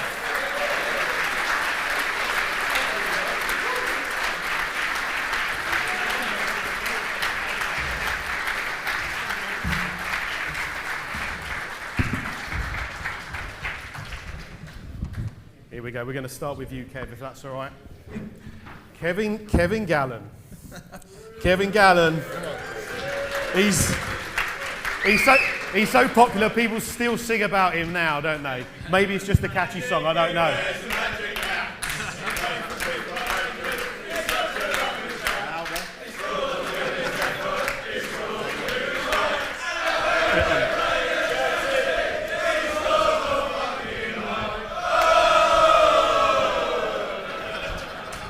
Thank you.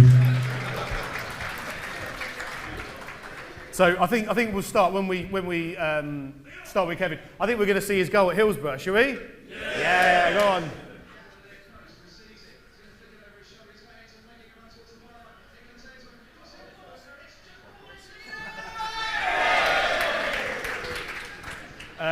So Kevin Gallen, the build up to that game was insane. The pressure. What was it like to score that goal? Yeah, massive pressure because I've said it loads of times before.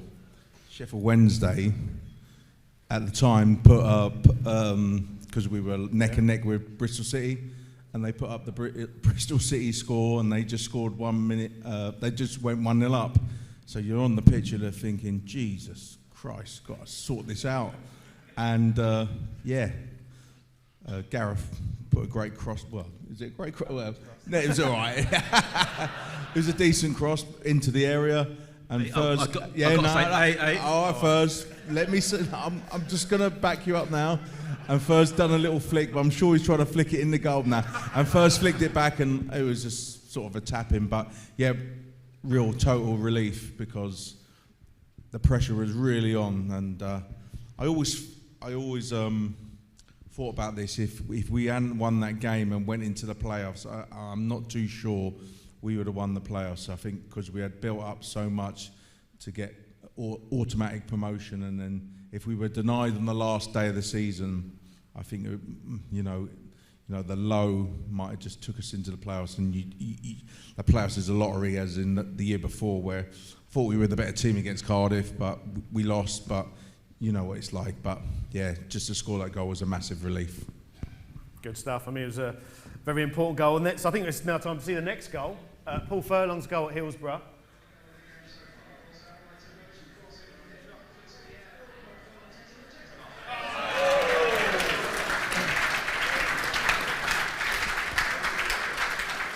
Furs, as a tap-in.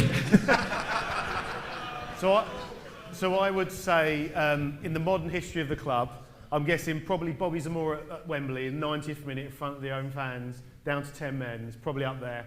That's probably a close second. In front of your fans at Hillsborough, 7,000 fans, and obviously a lot of you were there. More, higher? All right, play your cards right, or prices, whatever it is, I don't know. I'll ask Kevin about his goal. I mean, what is that feeling? That's literally boyhood dreams. I mean, that must have been an amazing feeling. Did you appreciate at the time, to when you like kind of watch it back now? Yeah, obviously a fantastic time, you know, for myself, and to score in the way we did was really good. But you know, as it's been said already, I mean, the team spirit that we have was really incredible. I remember when I first came here, it was a difficult time for me. I've got my lovely wife in the crowd there. There were times where I couldn't bring the family to come and watch me play. I was getting so much stick, and some of you older ones would know exactly what I'm talking about, you know. And having played for Chelsea, not being 100%. Boring. That's boring. And not being fit, because to play for Ollie's teams you need to be fit, you know. And I owe it to Ollie as well, because it's been a life change for me, really, because I know coming in the form that I came in and I wasn't producing, wasn't scoring goals, other managers probably would have got rid of me. But he stuck by me. We had loads of meetings. I remember he even brought in a book for me. I don't know if you remember the book, Ollie. It said "Stop worrying and start working" or something like that. Yeah. Stop worrying and start living. Right. Yeah, fantastic. But I didn't read it, mind. But it was. Can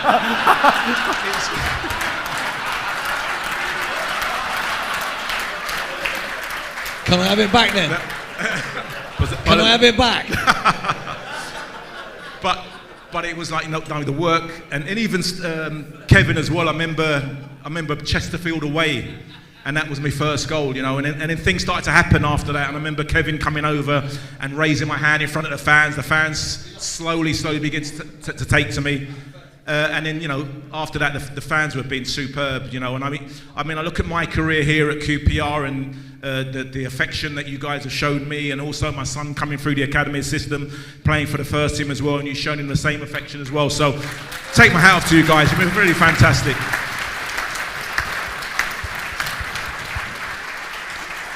Good stuff, Fez. I think we've actually got another video we might just be able to play now. I think if this is right, this should be Ollie before the game at Hillsborough.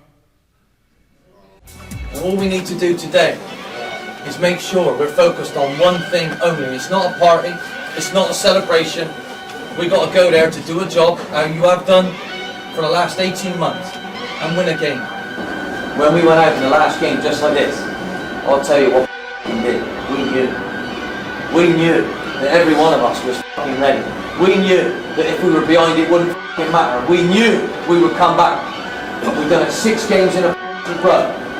We stayed calm, we stayed calculated, and we trusted each other till the cows come in. All the swear words out of that. I mean, it's a great speech. Yeah. That'll cost me 20 quid now. I am not swearing anymore, and my wife takes a quid off me every time I use a swear word. I got done 10 quid this morning, I was late. Gareth, bring you in. Obviously, you played in that game. I know you were so excited. We interviewed you on the pitch after, and you absolutely loved it. What was it like running out there after, kind of getting that speech and seeing the fans? It must have been an amazing feeling. Yeah, like I say, one of the most motivational managers you could ever work for is Ollie. It just, as Furs said, we had to be fit, we had to close teams down, we had to never stop working and be together, and he instilled all that into us, you know. And I can't thank him enough for bringing me to the club and playing in such an amazing squad, an amazing team, and sounds, you know, the time at that time is pretty familiar to the time now as well. We're trying to galvanise all that team spirit again, but those days were just sensational, and I haven't seen some of the guys here for 20 years. I see Furs every day, but you know, it's great to be back here and share these memories with everyone. Yeah, and one thing I do want to ask you about, Gareth, and I think I've annoyed Dan by doing it in the wrong order on the PowerPoint, is your goal against Rushden, or your 2 goals against Rushden and Diamonds. If we can get them up. So, I mean, what were you thinking 40 yards out? I think I'll have a strike. What was on your mind here? Tommy Williams squaring the ball, everyone. There we go.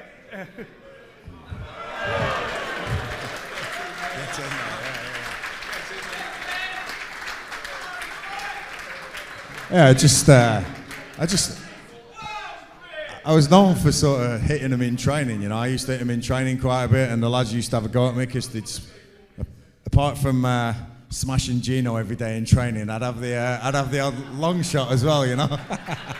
So And yeah, when I got it, it was just one of those moments. I always liked a long shot. I always liked having a pop from range, and Tommy squared it for once, and I played in the game. Sorry for the other team, but yeah, Tommy squared it, and it just felt really right to hit it. And then when the ball fell to me again, I just thought, you know, you're on something special here today. I remember him, Kev, shouting "hit it," I think, or something like that. Or he might have said "don't shoot," but I just heard the word "shoot." I just heard "shoot." I didn't hear the "don't," and yeah, it went in. But like I say, what a team to play in. You know what years they were, and as a winger, I don't know how I've made the attackers here, by the way. I did some running, you know what I mean? It was just the numbers. Oh, is it just the numbers? Yeah, because I did some defending as well, you know. But as a winger, and Rolly will back me up here, to cross to these two, you knew something was going to happen. First, used to say, hang it up in the first 5 minutes, and that keeper won't be coming too often after that. So, and he was right. We'd put the crosses in, and they'd do the business. But you know, one person I do want to mention, everyone's got a round of applause, Gary Doyle. He was our kit man throughout, you know, and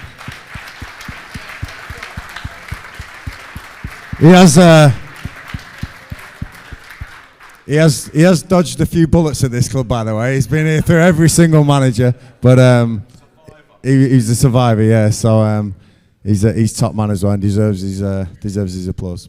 Good stuff. We're going to bring in Richard Paquette as well, because didn't feature too much in the promotion season, but you played in a playoff final against Cardiff, starting in that. I mean, what was it like, that experience for you? It must be, you know, once in a lifetime experience for you. Yeah, it was a great experience, to be fair. Ollie pulled me the day before, pulled me and Andy Thompson. I remember after training before the game, and he said to me, "I'm going to give you a start. You deserve a chance." And I was quite shocked, to be fair, because I thought I'd be on the bench. I was delighted. I kept it to myself. I didn't tell no one till probably the morning. And to come out in front of my family and all the fans, it was a great experience. Good stuff. We are kind of running with time, but I just want to mention a couple of strikers aren't here, Tony Thorpe and Jamie Cureton. I think we might have footage from the Port Vale game, I think. This was 3-2, this game. Probably one of the most dramatic games, I think, of the season.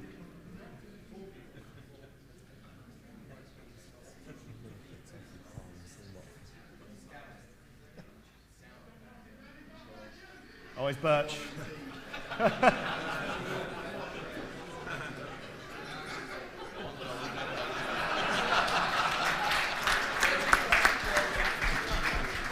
You did well to find that one.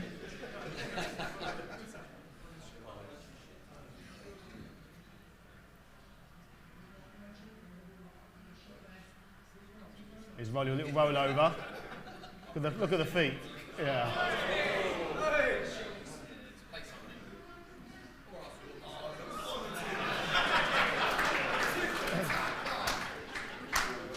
So I think that was 2 goals in a minute, I think. Already pretty dramatic.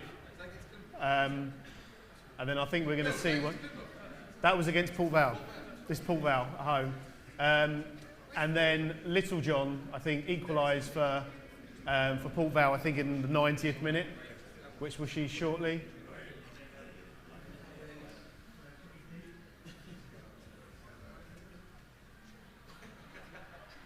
I don't know how many of you were there that night, but it was pretty dramatic in the end.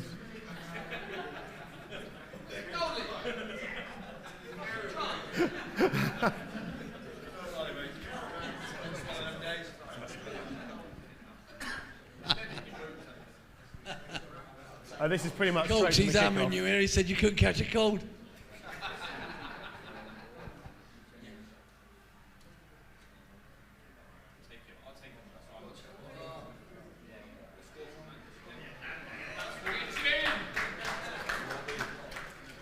I mean, Ollie, just to finish off, just to mention Jamie Curtin and Tony Thorpe, but games like that, your team always seemed to find a way when they had to, didn't they?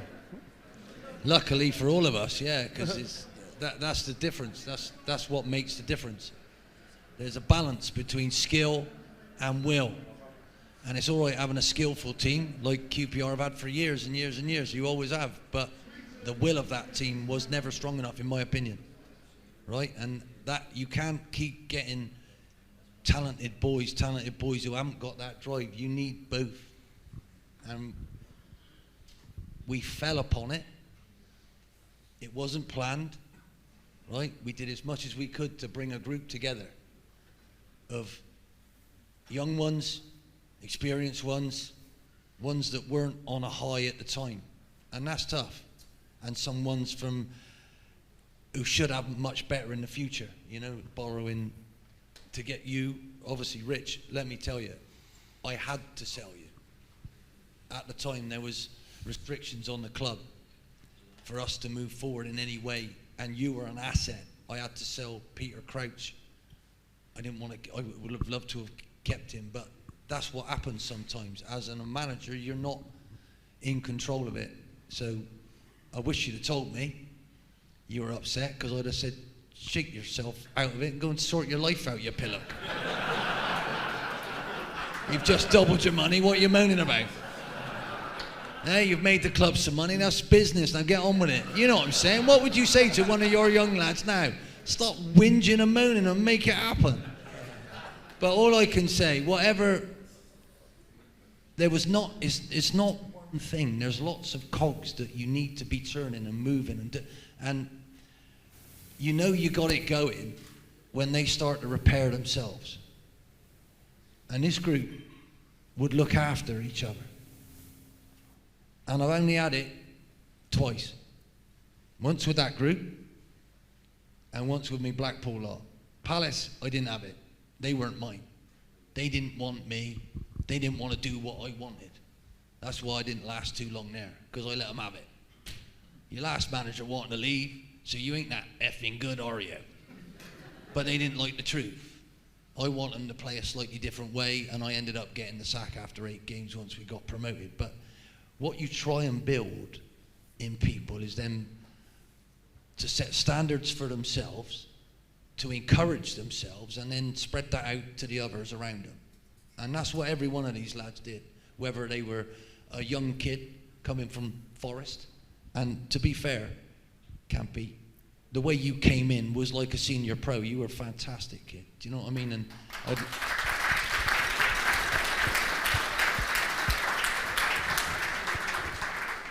you're only as good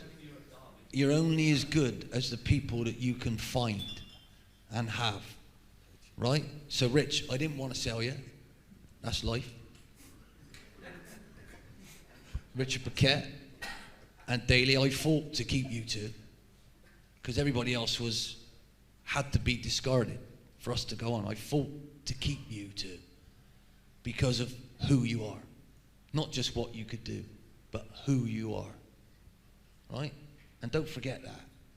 And every one of you who's turned up tonight, I want to join you in thanking every one of these boys for what they did on and off the field, the sacrifices they made for themselves and for each other, for you guys to feel that little bit of success again. This club should never have gone into that problem. It should have been run an awful lot better. And unfortunately, I'm glad I don't work for anybody at the moment, because a lot of them are shit at what they do. They buy a club, they're good at something else, and they have no idea. They don't care about people, they don't put an infrastructure in to build, and they keep letting people get away with murder. Right? You have to be accountable, you have to be standing up, you have to be on time, you have to be professional. And my group led that. I didn't lead that. I wanted you to do it, but you did it. Right? It's never the coach, it's always the people that you hand it over to. And I haven't had a chance to thank you. And from the bottom of my heart, you've helped me look after my family, my daughters who are deaf, who don't know, they wouldn't hear me speaking now. They're probably lucky. As you can tell, my wife's not here, she's had enough of it all. But truthfully, at home I don't get a word in edgeways, so you could tell. But from a personal point of view, I liked football because I knew my dad liked it. And he said something to me that he didn't say to my older brother. He said, I hope you like football, son, because through it you'll meet some wonderful people. And I have.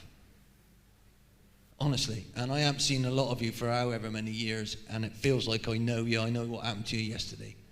Because you're still in my heart, and you still, every time I see my grandchildren, I think of you lot, and I smile. And I remember those marvellous moments. And I remember one song that comes on, it doesn't matter where I am, I go right back to that moment, that dress room, I'm doing some terrible moves, but I don't care. I thought they were good. But it's a joy, right? And all I want you to do is just, please, remember what that badge means to you. These boys, whether they liked it beforehand or not, whether they were having to go to work for this club or not, whether they really wanted to or not, they bought in to it. They bought in. And if I had a small part in that, happy days. Right? Good stuff.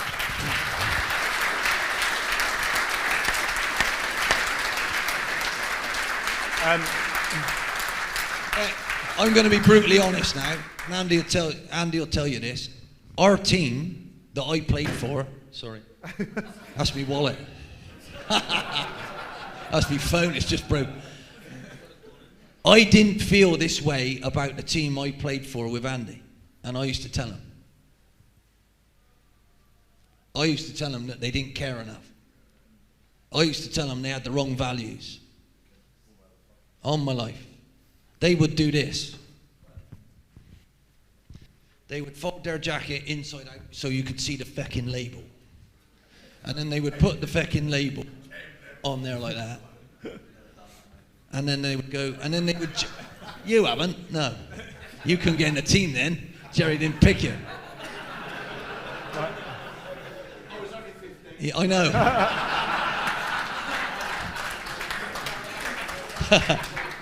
He's always got a flipping answer, hasn't he?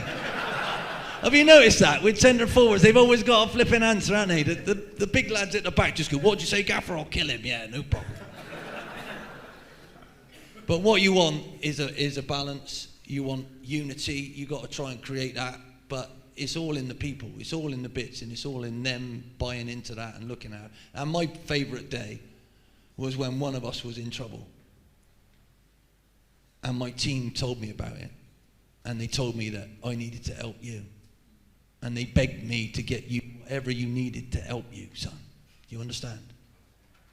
And I couldn't be more proud of any people in the world than I am of these people, because they got what it's all about. Right? That's why it's the best night. Thank you for sorting this out. And I know you've had massive part in this, because most clubs don't give one shite, really. They don't, honestly. And all I can say for us, I won't forget this, right? And to see you all still looking so bloody fit, I know I've had a bit of an influence somewhere, because you weren't half lazy when I first got of you. Rich, any chance of running, son? He thought he could just stroll around with the gear on, with his bag in the right thing. Yeah, look at me, I can play. No. That's the end of it, I'm finished. Right.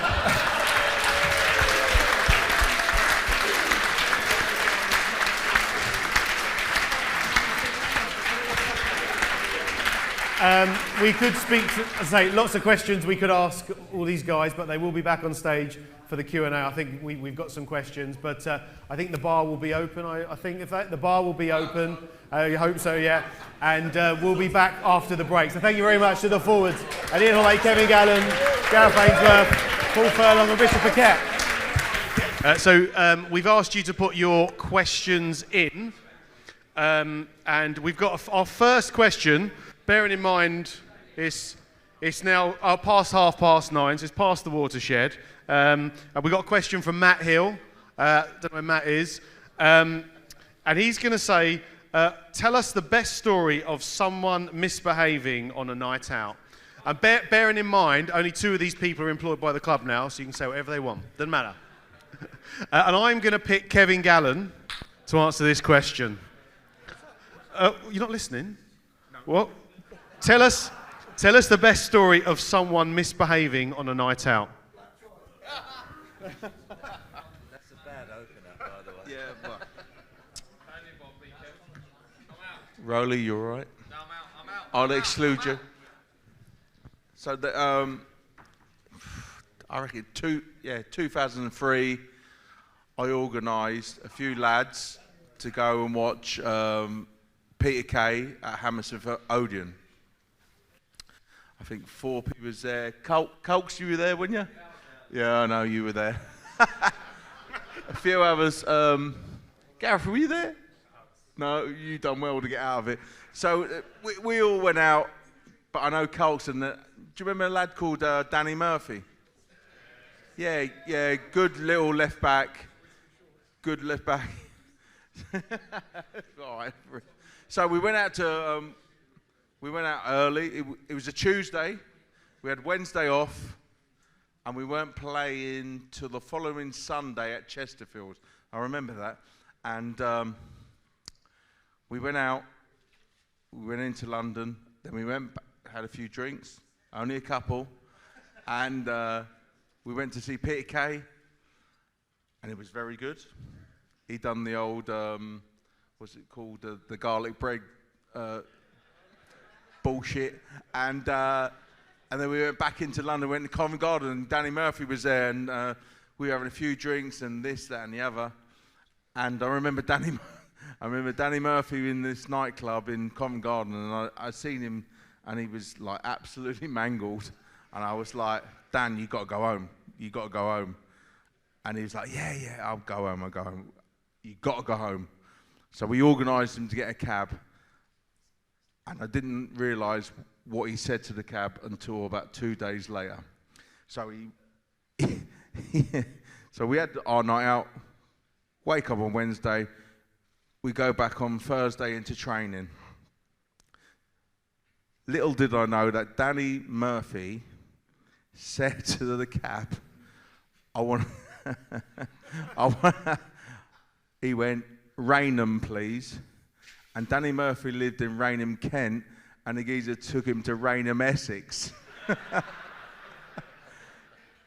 And when the cab driver took him to Rainham, Essex, he went ballistic, and they put him in a police cell.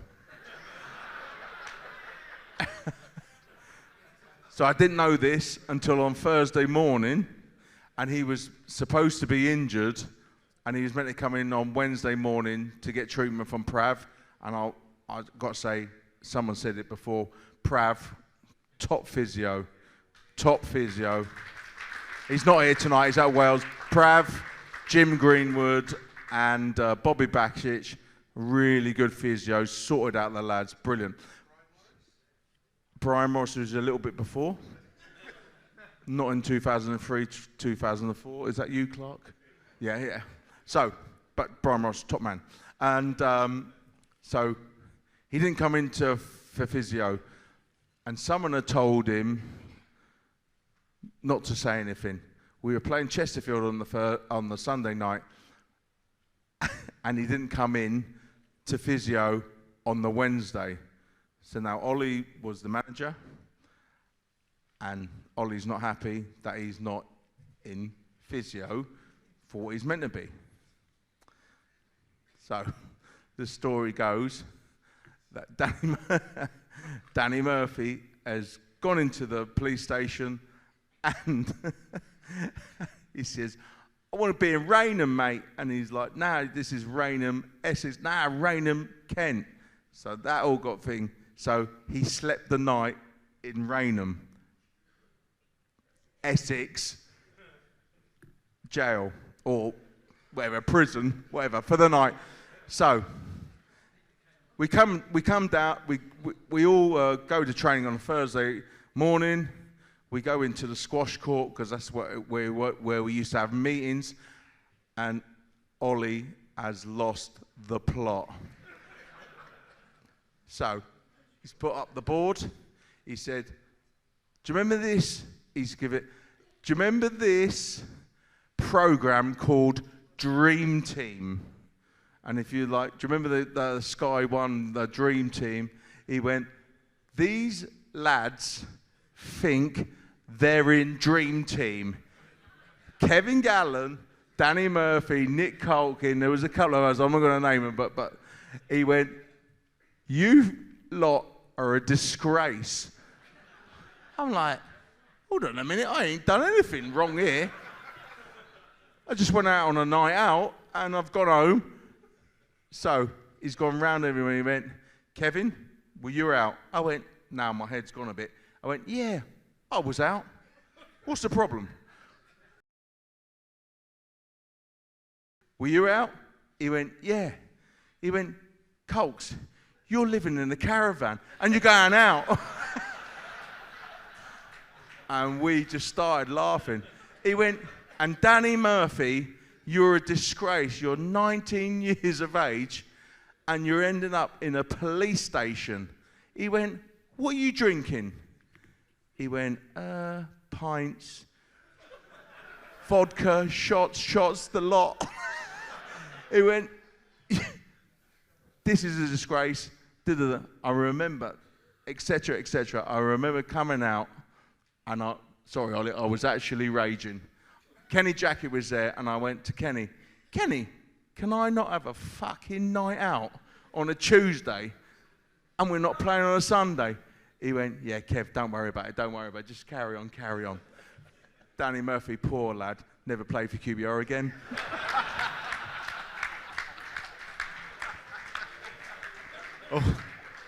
All the secrets coming out now. I think on the same theme, there was a similar question about what the guys did after the win at Hillsborough when we won promotion. So I'm going to hand the mic to Gareth Ainsworth now, just in case anything happened. What happened on that evening, Gareth?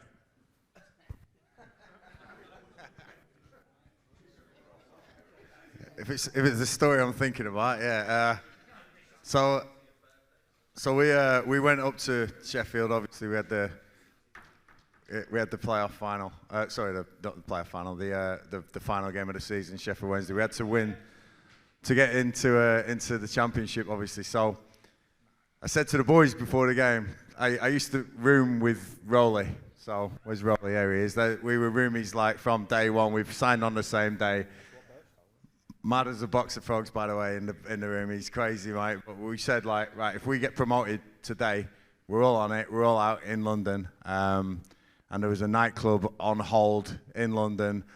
I think Mr. Bircham, who usually sorted that sort of thing out, we got this top nightclub, posh as anything. I can't even remember the name. I'm from Blackburn. So, so I said to Rowley, I said, you know what, Rowley? I'm so proud, like, if we get promoted today, I'm getting on that bus in full kit. I'm going to go. I'm out tonight in the full Rangers kit. And I told all the boys, I'm out in my kit. And they were like, no chance, you're not going to do that. I said, yeah, watch me anyway. So, lo and behold, we get promoted. All the celebrations are going on. And fuck, it's great. Everyone's getting on the bus and that. I'm thinking, fuck, I promised the boys I'm going to go out in my kit here. Right? So I had to keep my kit on, right? Because I promised them, I was like man of my word. I didn't want to go back on the man. Anyway, we get back on the bus journey, and the bus journey is legendary, like you say.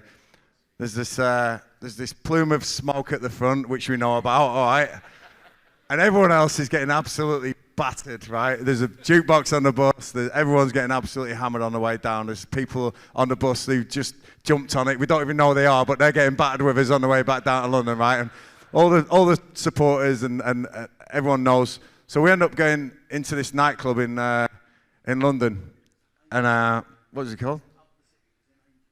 It was in Angel, yeah. That's all I remember, right? And what I remember, I was pretty hammered when I got there, and all I remember is these unbelievable spiral chandeliers that were from the ceiling, right?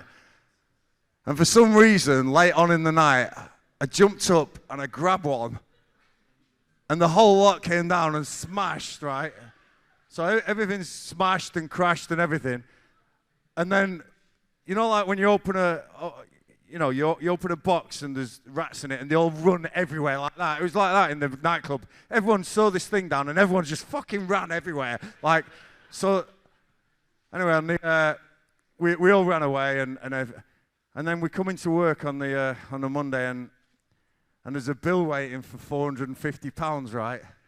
And back in them days, it's a bit more than it sounds now, but 450 quid bill's there. And they say someone's broke a chandelier, like, and Gareth, you're paying for it. And I said, no, how did they know it was me? And they went, because your fucking name was on the back of your shirt.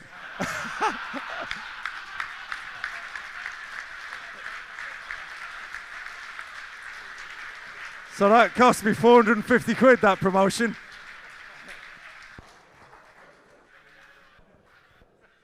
Cheers, guys. I think we might be on fertile ground here. Is there any other nightclub stories before we move on? Go on, Bert, you move. Go on. Go on. Go on. Go on. No, I can't. I'll just say Nick Culkin's leaving do was very good. That was up there for you. I'm not allowed to legally. As the X-rated, oh yeah, I don't think we're going to find anything about that one. Anyway, next question comes from Patrick, and he's asking, who is the most famous person in your phone book? And he wants me to ask this one to Mark Bertrand first, actually. But you can't say Sesh. Nick Culkin. Go on, blimey. Here we go. Anyone want to volunteer any famous people in their phone books? No, but move on. Oh, really? Oh! That was Giovanni Trapattoni there from Martin Rowlands.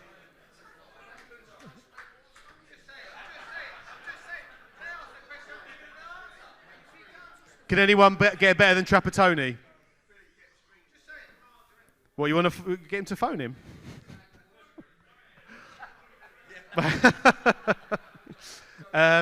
The next one's for Chris Day.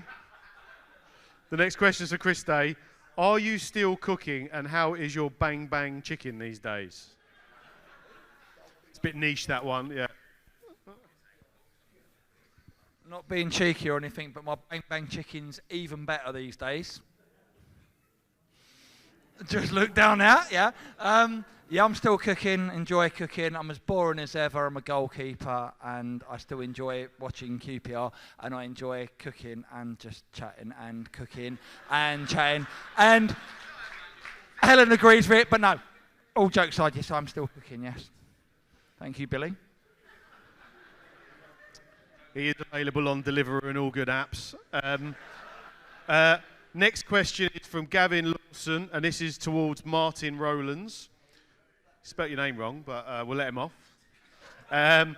He says, you were my favourite player for years when you were at Rangers. You scored some epic goals and always gave everything. What was your favourite goal that you scored for us? I don't know what my favourite goal was, but the most important goal at the time was Swindon at home, which was just before Sheffield Wednesday away. And we had to win at home. I scored early on. I think we won 1-0. In terms of myself, not really asked about stuff like that. But that was important for the team, and it meant we won. And, yeah.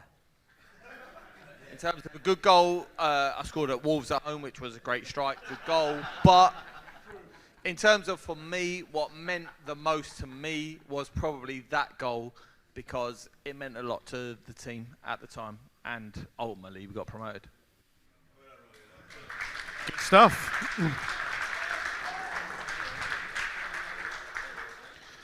So next one we've got from David, and I can't read your writing, David Borrett. I might have mispronounced it, I don't know. Sorry, David, if you're there. The Sheffield game was a wonderful experience for us as fans. What is your outstanding memory of the day? And I'm going to start with Ian Holloway for that one, because it was a big done.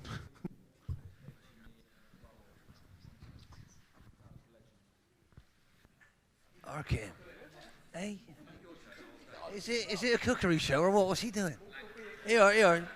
What did you say? My speech? My speech? Yeah, but they've seen that earlier on. Oh, they didn't do all of it. Oh, no. My biggest memory was Tony Roberts, who ain't here tonight. Robbo, the goalie coach. We were 3-1 up with about 30 seconds left, and I couldn't watch. I couldn't watch because I had a feeling that they were going to score 2 in that last 30 seconds. And he went, "Come here, you idiot, we've done it." I went, "What do you mean?" He went, "You've been to the toilet 5 times. Honestly, I had this real weird thing where I needed a wee." And I thought, so I go in, and he went, "You can't go in there anymore, come here." And he gave me a hug, and he ain't tall, but he's wide, isn't he? And he, honestly, the final whistle went, and he was crying. And so was I, because it was quite amazing. That is the biggest moment. And in the end, I knew my family were up with you lot at the back. So they wanted me to do some interviews. I just ran away from them and went and hugged my family. But at the end of the day, it was great seeing you lot and us lot celebrate at the same time. We dreamed about that, didn't we? And we managed to do it. Eh? What's that?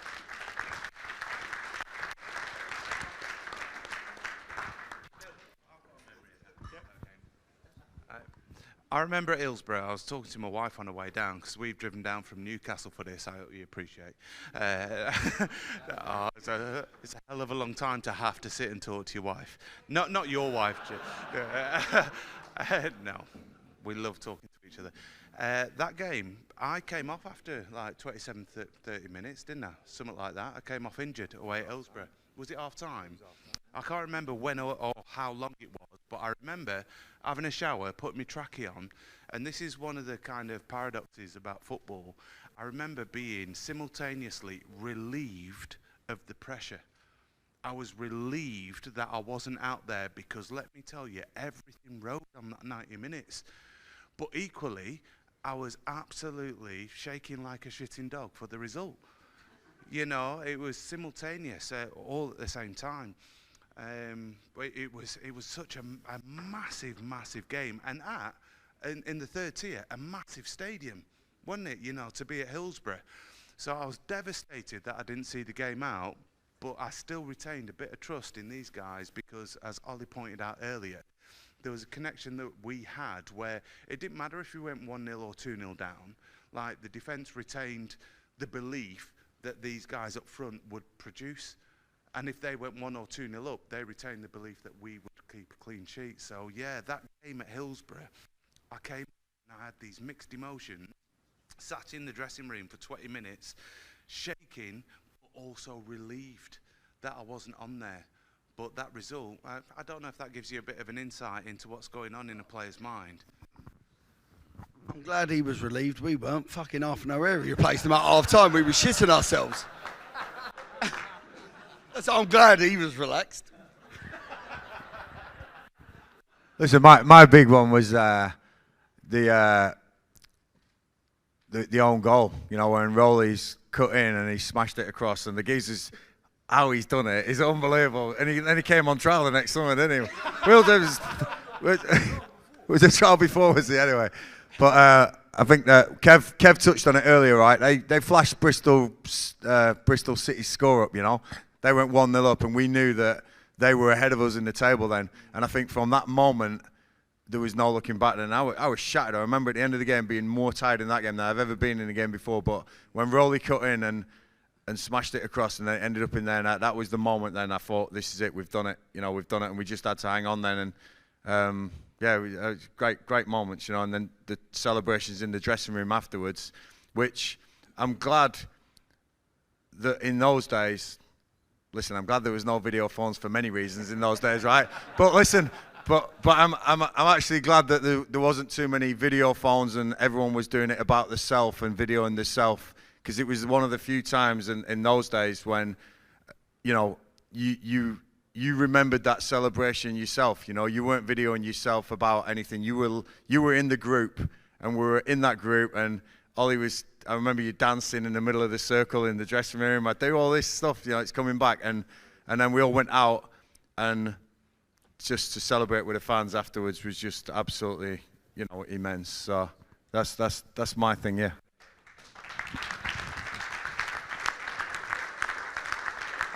The thing is, expectation carries a hell of a weight, and this club will always have it. There is no getting away from it, right? Because of its history, because of where it is, because of the ground, which we all fought to keep, right? It carries, that shirt weighs heavy.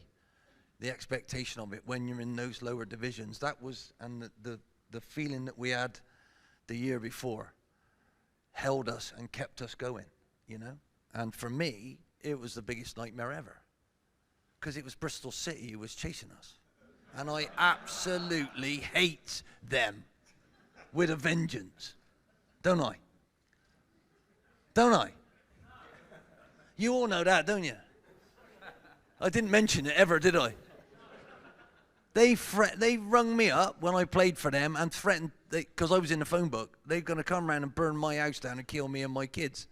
And we smashed them 3-0 the following day. Get in. I still don't like them now. Am I talking about Bristol City again? I'm sorry, I shouldn't be doing it. Yeah, I know that, all right. All right, Bill. Thanks for Bill, he knows it's a QPR event, I have to admit. Anybody else want to say anything about it? Cheers, Gaffer. For me, my memories, obviously fantastic game, scoring, and the lads doing so well. But I remember on the way, so we stayed at the hotel, Celtic Man, I think it was the night before. And on the way to the ground, I mean, it was quite an emotional moment for me, really, to see the sea of blue and white QPR hoop shirts was amazing. So then we played a game, and I remember at the end, I remember seeing a clip of Ollie doing an interview, and he said, "Every dog has its day, and today is Wolf Day." Do you know what I mean?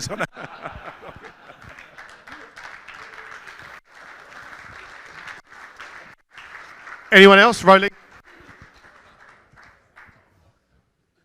Generally, as the lads are. No, I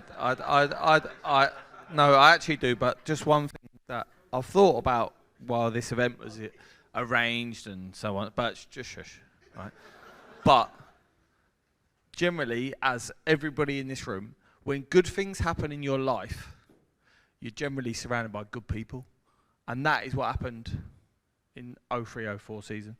Good people who all had a common goal, followed by a manager who drove us to where we ended up getting to. Listen, we had got to Championship. We didn't win the fucking Premier League. But we all achieved something as a group with you guys behind us. And you guys will all live with that, as we will. And that's why we're all sat here on this stage today. So thank you for coming. Anyone else want to talk about Hillsborough before we move on? Anyone else about Hillsborough before we move on? No? So this one is from Dan. It says, how old was Arthur Naheri? I don't know. Who's going to go for that? Anyone? What? But there was question marks over it. On the first, he'd done his crew shirt. Oh, what about nowhere? No, I'll tell him about when he'd done his crew shirt and he went for a scan and he gave the wrong date of birth, which made him 4 years older. So that was the first question mark. And then we went pre-season to Scotland the next year and he turned up and he had a passport. This was before selfies. I think he had the first selfie in his passport and it didn't add up, the numbers. He's saying he was 27 and it was 10 years ago and he was... and the passport said he was 32, so it was out of date. So he couldn't come to Scotland on pre-season. So there was question marks. But then he rented Scott Rushton's house. So he still owes him 6 months' rent if he comes up. But other than that, lovely guy.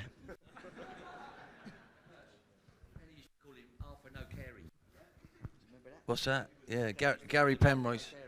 Gary Penrose used to call him Arthur No Carey, because he no care about anyone else but himself. And in your flat it was minging, wasn't it? He left it minging, and it's true. He had a picture of himself. It is true. The only thing, he had all his mail all over it. Poor old Scott. He had the club was paying it for a while, and then they didn't, and Arthur had to pay it, and he never paid it. Right? He never paid his money. He had 4 cars that we found out about, and what he did, he showed his contract, and then it was quite good, and then he paid his first 2 payments and never paid it ever again. So he was a complete and utter fraud. The only things that he ever opened of his mail was his wage packets. Right? The rest of his mail was everywhere. And above the fireplace of your place was a picture of himself with leopard skin pants on. A giant picture of himself. And I had a phone call from a lady up in Burnley, and she was crying. Have you got a fella called Arthur Noeri? Because he rented this place, and I have bailiffs every day dragging me in, and I've tried to say, so can you please look into this? That's what started it off, wasn't it? Because Stan Turnant said he's a great lad, Ollie, he's great, he is, he's bloody brilliant, he'll be on time, he'll be turning up right. He was big, he did call him big, and he was a bit of a lump, but to be honest with you, he didn't fit us at all as a group, did he? Not in a million years. And I brought him, I brought you and all, you pillock. There again. I got a story for you, right? We made everybody, and it sounds like bullying, but part of it is to stand in front of a group and do something. So the first meal you have on the away trip, you got to stand on a chair and sing, right? So some people are confident. They get up there and they start giving it a bit, and then the lads join in. Some people just shit themselves and can't do it. We had one bloke. Seriously, I still remember it now. Got him from Everton, innit? It was Everton I got you from, wasn't it? Was it Everton, Mel? I can't remember, there's so many of them. I got Alzheimer's anyway, gives a shit, I don't care anymore. Who didn't? Are you sure? I can't remember now anyway, who gives a shit? But he gets on a chair, right? And I thought, can he sing or not? It's weird, isn't it? You look at people, you think, can he sing or not? Rich, you look like you can sing. I don't know if you can, I can't remember. But him, I didn't have him singing at all, not at all. Stand up, show him, come on, look at him. You wouldn't think that could sing, right? Let's do that. And what he did, he got a chair. This is what's going on, Kev. You can't remember, you were probably drunk. I got a word with you as well. How many times you used to go out, you pillock? So he gets on a chair. Can you remember it? He gets on a chair. And what's the title of it? What's the title? Yeah. And we're all sat down waiting for him to do it. And he starts off with his, I didn't want the chorus. He gets to the chorus. Clowns to the left of me, jokers to the right. Here I am, stuck in the middle with you. And I thought, what a tosser. Mel, we got to send him back. He's overconfident, slaughtering all of us. What a tosser. He should have chose something else. Is that what it was? Yeah. Yeah, he was on about the staff on the left. Did you hear that, Scott? You should absolutely fill him in, mate. Big D. Look at you. Thanks, Ollie. We went a little bit off piece there. That was about Alf and Harry originally, but that's all good. It's all good. It's all good content. I have been tipped off. I think this is for Gareth Ainsworth or for Mark Bertram. How did you toughen Gino up in training? Who wants to take that? Toughen Gino up. I know, like Ollie spoke about us taking care of him and looking after him because he couldn't speak the language. But our head tennis team, we needed a left footer. It was as simple as that. And we had Danny Murphy, and he was smaller than the net, so he had to go, and we got Gino in. But because he was so nice, I think Gaz must have smashed him every day in training for 2 years. So we used to have a bit of a banter, me and Gaz, once a day, whether it's pattern to play 11v11, just ping a ball, hang it up over Gino, and Gaz used to run like a steam train and just smash him like head. And he'd go, no, this is not football, this is not football. And we'd be pissing ourselves laughing every day. Listen, Ollie said, you said to us, train how you play. You used to say that all the time, train how you play, and you know how I played. So after every training session, Gino would be like, Gaz, no tomorrow. Like,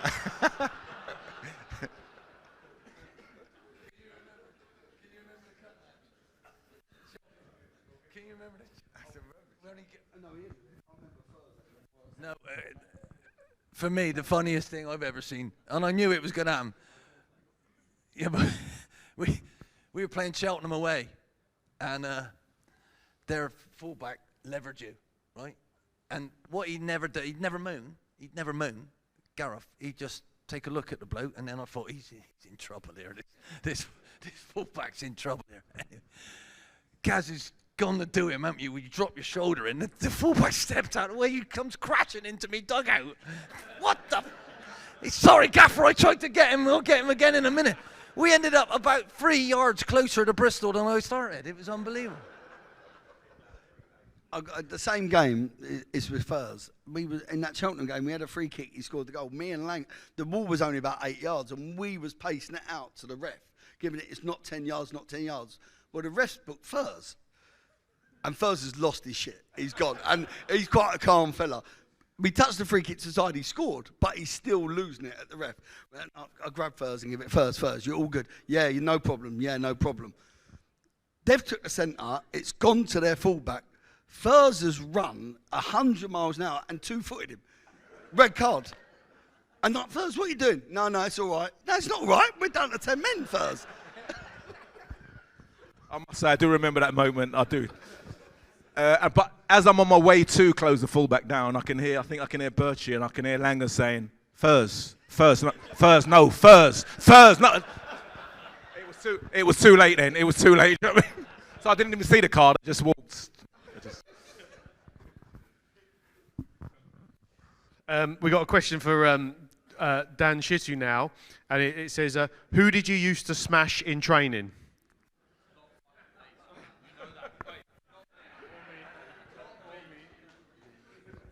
Who did I smash in training? Anybody that came near me, really. Seriously. Yeah, like the gaffer said, you got to train the way you got to play, train the way you play. So, used to smash anybody, really. That was me. Yeah, everybody that came near me. That's it, yeah. You all got the scars, have you? This is a question for Paul Furlong and for Kevin Gallen from Tom Dudley, and he wants to know who was your favourite ever strike partner. I actually originally thought it was singing partner, but it actually says strike partner, which might have been a more interesting question, I don't know. But who was your favourite strike partner that you played with? Obviously not including each other. I'll start with you, Kev. Well, obviously Furs. Cheers, mate. Yeah. Playing up front with Paul was obviously very good because he was a lot better than me in the air, and he might flick things on and he would battle the centre halves and I might pick up the pieces, but I played with the great Les Ferdinand, so he was unbelievable football player. But in the era that this one, but Tony Thorpe was a really good striker.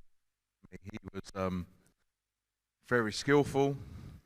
We brought him in, I think, at the end of the we brought him in at the end of the transfer window, and was it a transfer window or September or something? And he came in, and I sort of moved back to midfield, and I think he scored 2 on his debut against Chesterfield, and I thought, well, this lad's got a bit of ability. He's a good football player, and I think Furs got injured. Then me and Tony Thorpe that season played together for a good, I reckon, 10, 15 games. And I remember if I scored one game, he would score. I scored, he would score. And we had a really good combination because he was a very, very good, very clever football player. Good touch, good movement, different to me. Bit similar to me, but different to Furs. And then he got injured, and then Furs came in the team. And then when Furs came in the team, he just hit the ground running, and we really bonded, not bonded, but like really good between each other. Not a bromance, because Furs. I'll just say one thing. I'll say one thing about Furs is it's unbelievable. He's probably doing the same thing every day. Furs, every day, I would see him going into training, and he'd rather be late, and he'd go to the shop and get a Lucozade Nutrigrain bar than being on time and sit down. I went, Furs, what are you doing? It's not even, am I right, Fuzz? Every day.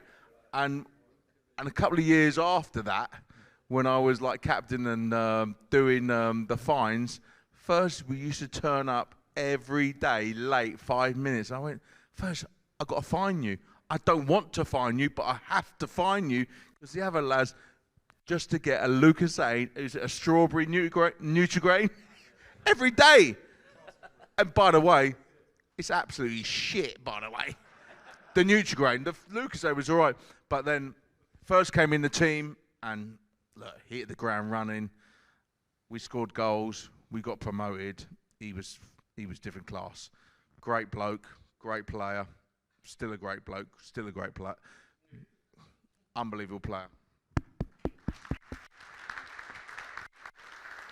Got a big fan club there, Fuzz.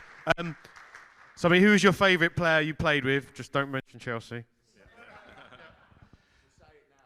Well, thanks for that, Kev. Do you know what I mean? It was a pleasure to play with you as well. I think in terms of styles, I think we complemented each other, which is why we had a good spell at the club.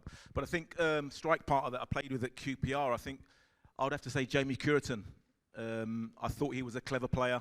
I thought he was good at little combination plays, little 1-2s in and around the box, and it was an old school sort of partner, big man, little man. So the goalkeeper, Day or Colkin, will be kicking the ball onto my head, and I'll be flicking things on, and he'd be picking the bits and pieces. So I think Jamie, we were kind of friends off the pitch as well.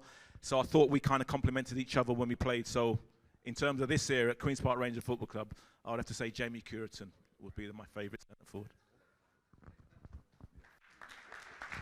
Good stuff. So we've come to the end of the Q&A now, and there's just one thing that we want. We're going to get the squad to do a little challenge that we're going to ask them to do. What we're going to do, I think we can get this squad photo from 03-04 up on the screen. There we go. We're going to ask the squad, this is like a team building exercise, can you recreate that photo to the best of your ability? And then our photographer's going to take it, and we'll see how close you can get. No standing on stools. We don't want a lawsuit. See if you can work out where you were. Oh, it's gone. Screen's gone. Disaster. You're not on it. Well, who do you want to be? You could be Kenny. I came midway through the season. What are you doing to me? Do you fancy being Tony Roberts? Would you like that? Absolutely not. You could be half and a hairy if you want.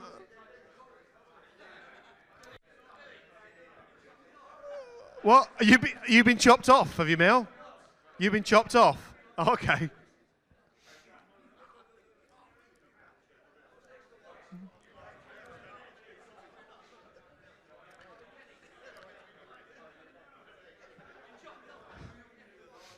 So there we go. Rowley, Martin Rowlands. You weren't standing there. Where are you, Rowley?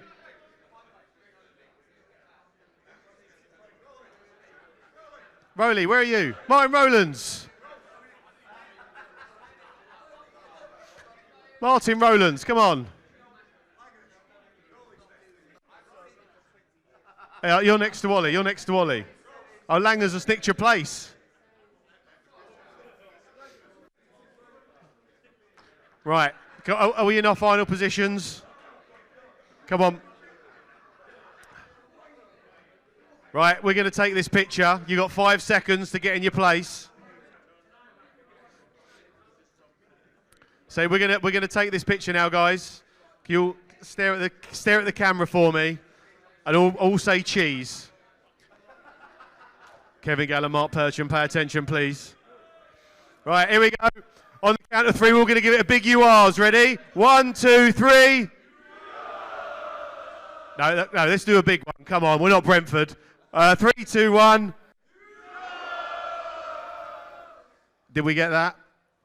Brilliant. Well, I'd say thank you very much to your squad of 03-04.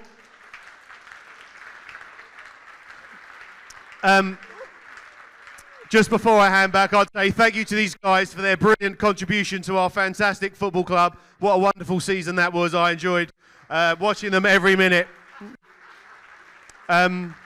We'd also like to say thank you for the staff at the club. I know Andy Sinton, Paul Morrissey, Julie, all the guys have put a lot of hard work to put this event on. So thank you very much to them.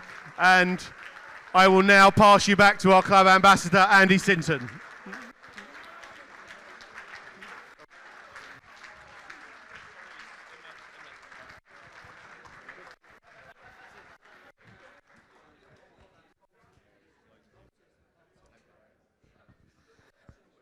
Ladies and gentlemen, one more time. Just one more time. Give it up for Ollie, his backroom staff, and the squad of 0304.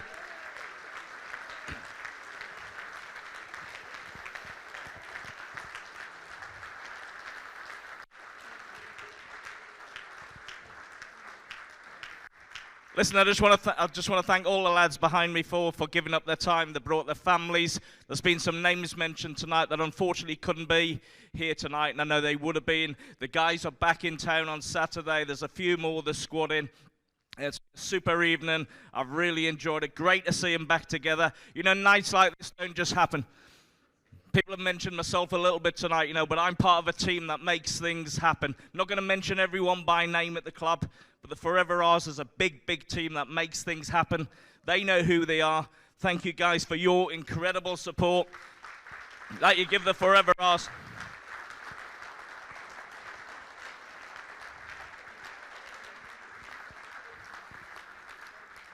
And last, just two special thanks to just give it up for, well, I know Paul's done a hell of a lot comparing, but also Billy Rice, Paul and Billy.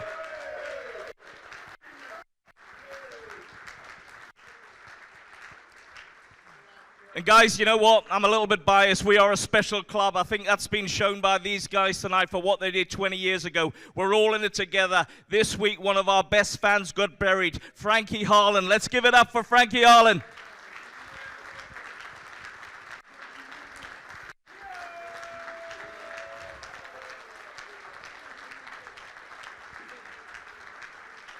Hey, yeah, Billy, I've done him. Yeah, again, just for Paul, and I'm sure I've mentioned Billy, but Billy was part of this group. Just give Billy a special round of applause on his own.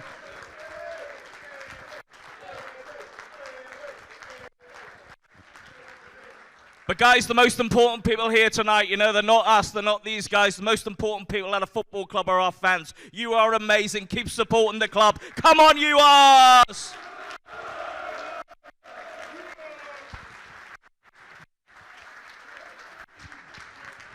Okay, and just before we let you all go, he's thanked everyone, but he deserves an incredible round of applause. Getting around 25 people together in one room after 20 years is not easy. Give it up for Andy Sinton. Thanks very much. The bar is now back open. Thanks for your support. Have a great evening.